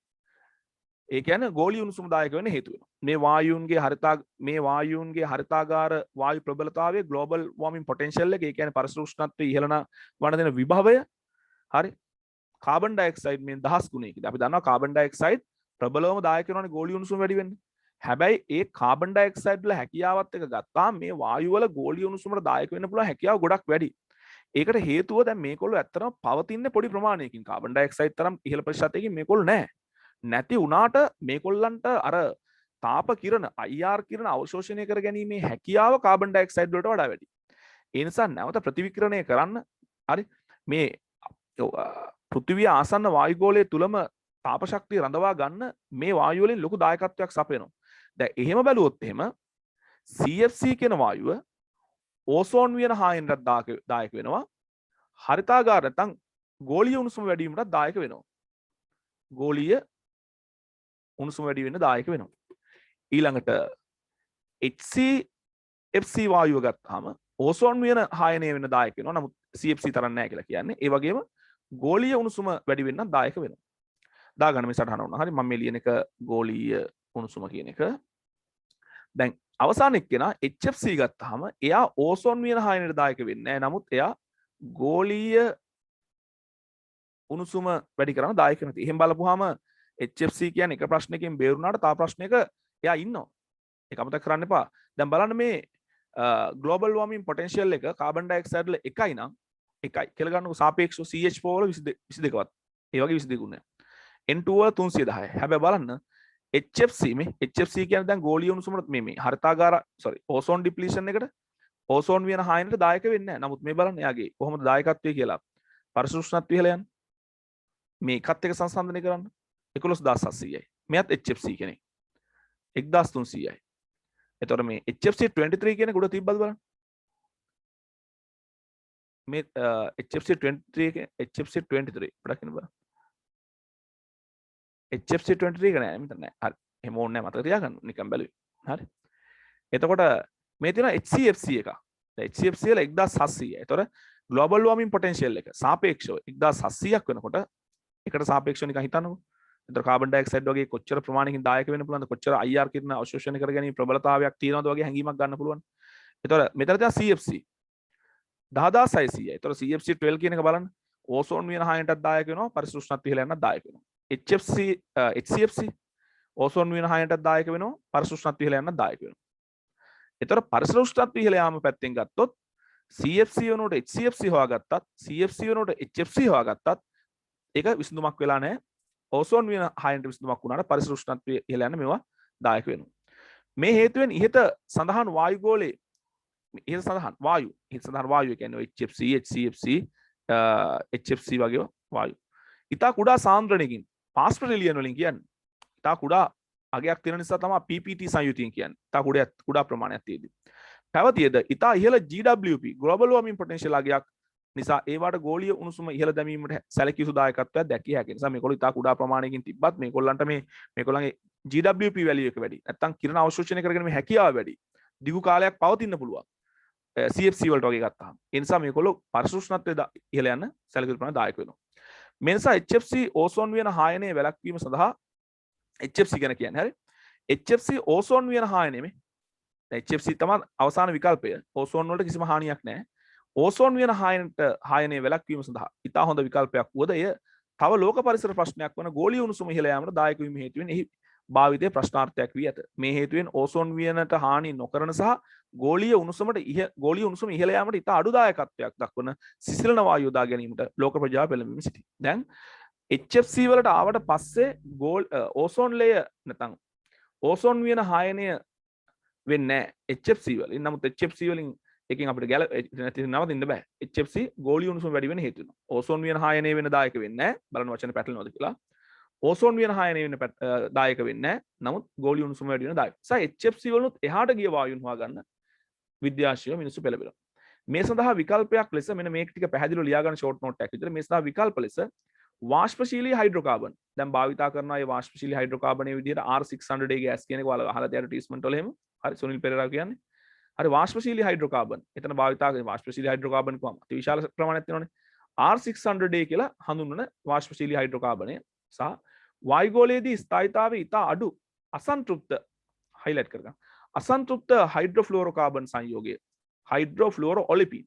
මේ ඔලිපීන් කියන වචනේ එන්නේ සාමාන්‍යයෙන් ඔලිෆීන් කියන වචනේ එන්නේ ද්විත්ව බන්ධන පවතින සංයෝගات එක්ක. ඇල්කීන වගේ. ඒතර හයිඩ්‍රෝෆ්ලුෝරෝ ඔලිපීන්. හරි. හයිඩ්‍රෝ sorry hydrofluorolipine කියන්නේ ෆ්ලෝරින් උත් තියෙන ගතියක් මෙතන තියෙනවනේ. එතකොට මේ හයිඩ්‍රොෆ්ලෝරොලිපීන් කියලා සංයෝගාකාරයක් තියෙනවා. එයා වායුගෝලය තුළ අර කියපු ඒවාටත් වඩා අස්ථායි වෙනවා. දැන් මෙහෙමනේ මේගොල්ලෝ ක්ලෝරින් මුක්ත කණ්ඩක හදන්නෙත් නැතුව ඉක්මනට වායුගෝලය තුළ බිඳ වැටෙන්න පුළුවන් නම් ආයු කාලය අඩු වෙන්නේ. එතකොට මේගොල්ලන්ට ග්ලෝබල් වෝර්මින් පොටෙන්ෂියල් නැත්තම් පරිසර උෂ්ණත්වය ඉහළ යාමට දායක වෙන තියෙන හැකියාව අඩුයි. ඉක්මනට බිඳ වැටෙනවා නම්. හරිනේ. ඒ නිසා මේ භාවිතා කරනවා අසන්තෘප්ත හරි අසන්තෘප්ත සංයෝගයක් විදිහට ද්විත්ව බන්ධන පවතින සංයෝගයක් විදිහට HFO 100 මේක අපි එහෙම කියමු 1 2 3 4 A කියලා ලීසි. හරි? නැත්නම් 1234 A කියලා පුළුවන් නැත්නම් 1 2 3 4 A HFO 1 2 3 4 A කියන වායුව යොදා ගන්නවා. එතන මේ HFO 1 2 3 4 A කියන එක මේ අසන්තෘප්ත. අපි මේ වෙනකන් කතා කරේ නෑ ද්විත්ව බන්ධන හෝ ත්‍රිත්ව බන්ධන තියෙන සංයෝගයක්. දැන් මෙන්න මෙහෙම අසන්තෘප්ත හයිඩ්‍රෝෆ්ලෝරෝකාබන් කියලා සංයෝග ආකාරයකුත් භාවිතා කරනවා. ඒතර දැනට එන වායු වර්ග දෙකක් කතා කරා. එකක් තමයි වාෂ්පශීලී හයිඩ්‍රෝකාබන් ඒ අර්ථේ R600A ගෑස් එක. ඊට පස්සේ අසන්තෘප්ත හයිඩ්‍රෝෆ්ලෝරෝකාබන් එතන HFO 1234A නැත්නම් 1234 කියන 34A කියන ගෑස් එක. යොදා ගැනීම ඇරඹී ඇත.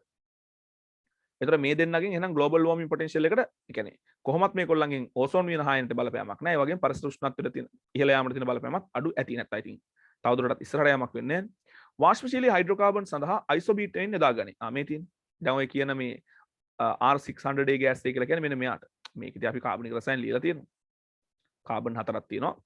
මැද්දේ කාබන්ට CH3 කාණ්ඩයක් තියෙනවා. ඒතර කාබන් 3යි ප්‍රධාන කාබන් දාමේ තියෙන්නේ. ප්‍රධාන කාබන් දාමේ තියෙන්නේ. right. එතකොට වාෂ්පශීලී හයිඩ්‍රෝකාබන් විදිහට භාවිතා කරන්නේ මෙන්න මෙයාලෝ R600A ගෑස් එක විදිහට. isobutane R600A වායුව ලෙස කාර්මික මේ isobutane R600A ලෙස කාර්මිකව හඳුන්වනවා. කාර්මික නාමයෙන් isobutane. හරි.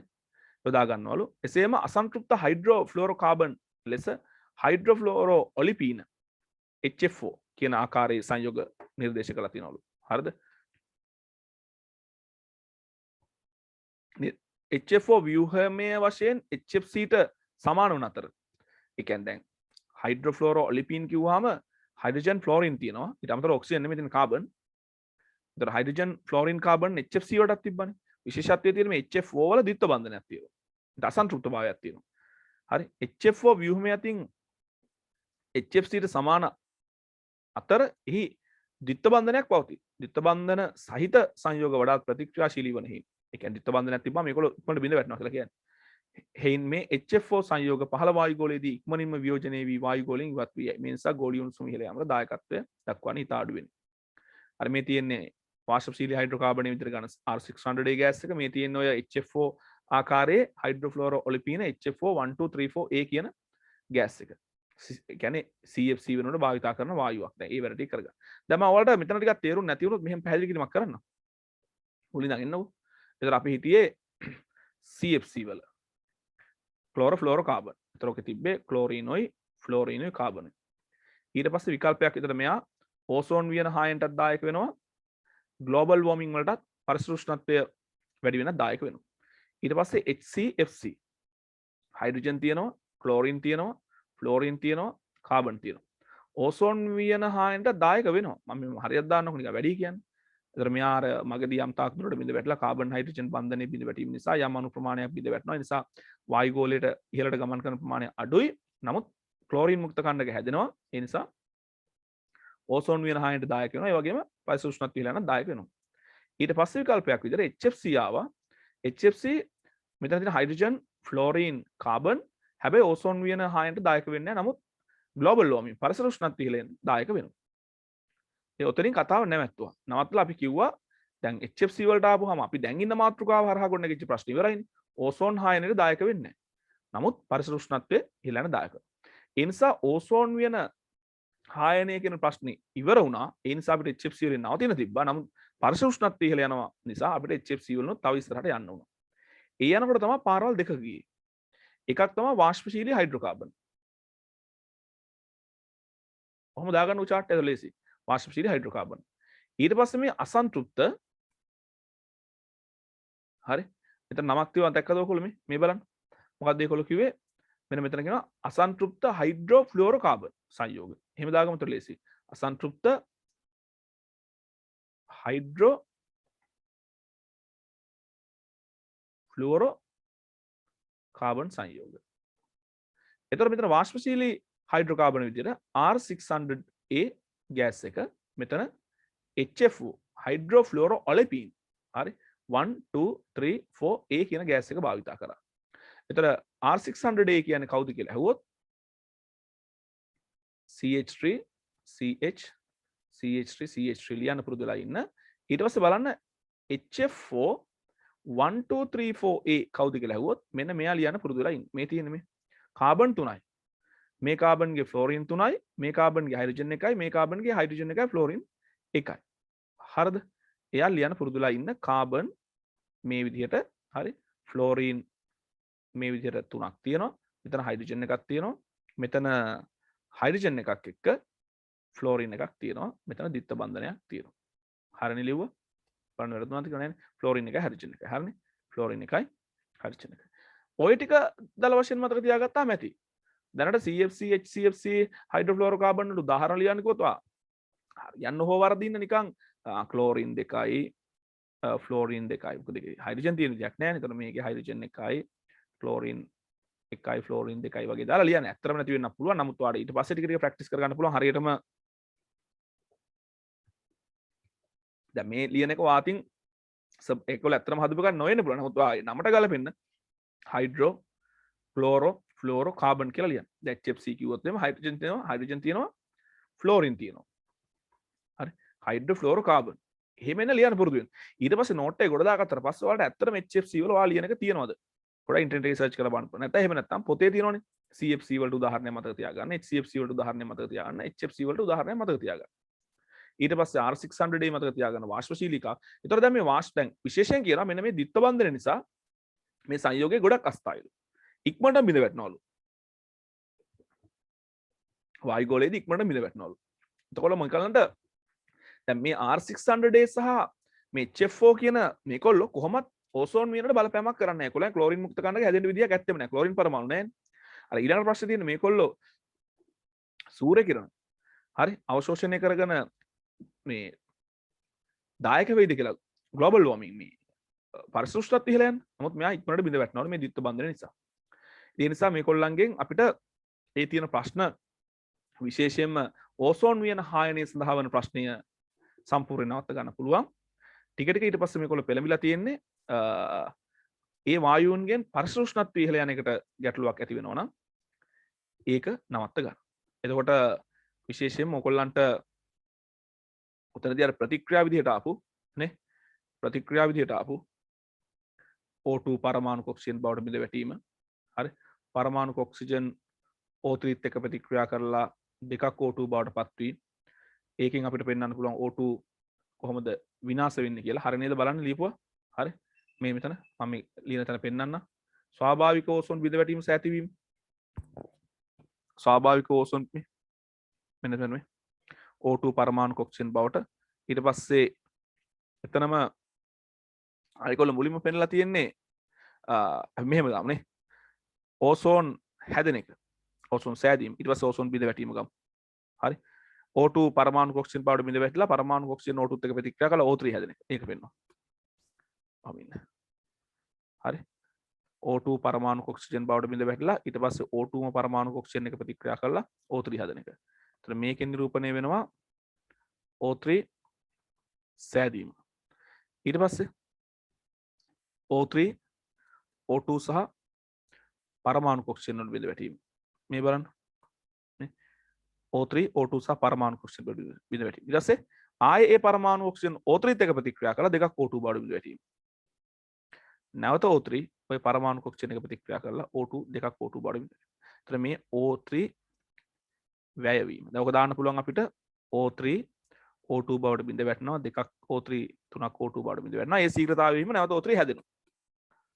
ඒ තමයි ස්වාභාවිකව මේ මෙතනදී තමයි UV අර අධිශක්තියක් සහිත UV කිරණ අවශෝෂණය වෙන්නේ. මතකනේ? හරි O3 බිඳ වැටෙන්නත් අවශෝෂණය කරනවා. O2 වලින් ඕසෝන් හැදෙද්දිත් UV කිරණ අවශෝෂණය කරනවා. ඔතනින් තමයි අධිශක්තියක් සහිත UV කිරණ නවතින්නේ. ඒත් එක්ක මේ ගතික සමතුලිතතාවය නිසා ඕසෝන් ස්තරයේ ඒ ඕසෝන් ප්‍රමාණය හිමව තියෙනවා. ඕසෝන් ප්‍රමාණය හිමව තියෙනවා. හරිනේ. හැබැයි ඊට පස්සේ ඉතින් අර මුක්ත කණ්ඩක පැමිණීම තුළ එයා O3ත් එක්ක ප්‍රතික්‍රියා කරලා හරි O2 OCl මුක්ත කණ්ඩක ඊට පස්සේ ස්වාභාවික ඕසෝන් බිඳ වැටෙනවා O2 සහ ඔක්සිජන් වලට ඊට පස්සේ OCl මුක්ත කණ්ඩක පරමාණු ඔක්සිජන් එක ප්‍රතික්‍රියා කරලා බලන්න හරිද කියලා O2 Cl ඩොට් මුක්ත කණ්ඩක ආයෙ මේ Cl ඩොට්ට පුළුවන් ආයෙත් ඕසෝන් එකක් එක්ක ප්‍රතික්‍රියා කරලා O2 OCl මුක්ත කණ්ඩක ඊට පස්සේ ඕසෝන් ස්වාභාවිකව බිඳ වැටි දෙන පරමාණු ඔක්සිජන් එක ඔය Cl ඩොට් එක ප්‍රතික්‍රියා කරලා O2 සහ Cl දැන් බලන්න Cl ඩොට් එක සහභාගී වුණා එක ඕසෝන් අණුවක් බිඳ වැටුවා ඕසෝන් බිඳ වැටීමක් සිදු කරා ආයේ Cl ඩොට් එකටම පුළුවන් ආයෙත් ඕසෝන් එකක් එක්ක ප්‍රතික්‍රියා කරලා ඕසෝන් බිඳ වැටීමට දායක වෙනවා. ඒ කියන්නේ මේ මුක්ත කණ්ඩකය වෙන කවුරු හරි එක්ක ප්‍රතික්‍රියා කරලා ස්ථායි අණුවකට නැත්නම් අණුවකට සම්බන්ධ වෙනකන් තවත් පරමාණුවක් එක්ක සම්බන්ධ වෙනකන් ඒ කියන්නේ මේ ක්ලෝරින් එක මුක්ත කණ්ඩකයේ විදිහට පවතිනකන් කාත් එක්ක හරි බැඳලා ස්ථායි වෙනකම්ම මෙයාට පුළුවන් ඕසෝන් විනාශ කරගෙන යන්න. ඒ ඔය ටික තමයි මේ පාඩමේ සාරාංශය. හොඳට මෙන්න මේ ස්වාභාවික ඕසෝන් බිඳ වැටීම, ස්වාභාවික ඕසෝන් ඇතිවීම සහ මෙන්න මේ සමතුලිතය ලියන්න පුරුදු වෙන්න. ඊට පස්සේ ක්ලෝරින් මුක්ත කණ්ඩක වලින් ඕසෝන් බිඳ වැටෙන හැටි පෙන්වන්න පුරුදු වෙන්න ඕන මේ පාඩමේදී. එතකොට මම ඒ වෙන ප්‍රශ්න වලට උත්තර ටික ලියා ගන්න පුළුවන් නම් ඕගොල්ලන්ට ප්‍රමාණවත්. නෝට් එක දෙතුන් පාරක් හොඳට කියව ගන්න. එතකොට ඕගොල්ලන්ට ප්‍රශ්න හම්බෙන්නේ ගෝලීය උණුසුම වැඩිවීම සහ ඕසෝන් විනාශ වීම කියන දෙකටම. එකතු කරලා තමයි උත්තර හම්බෙන්නේ. සියලු දෙනාට ජය වේවා.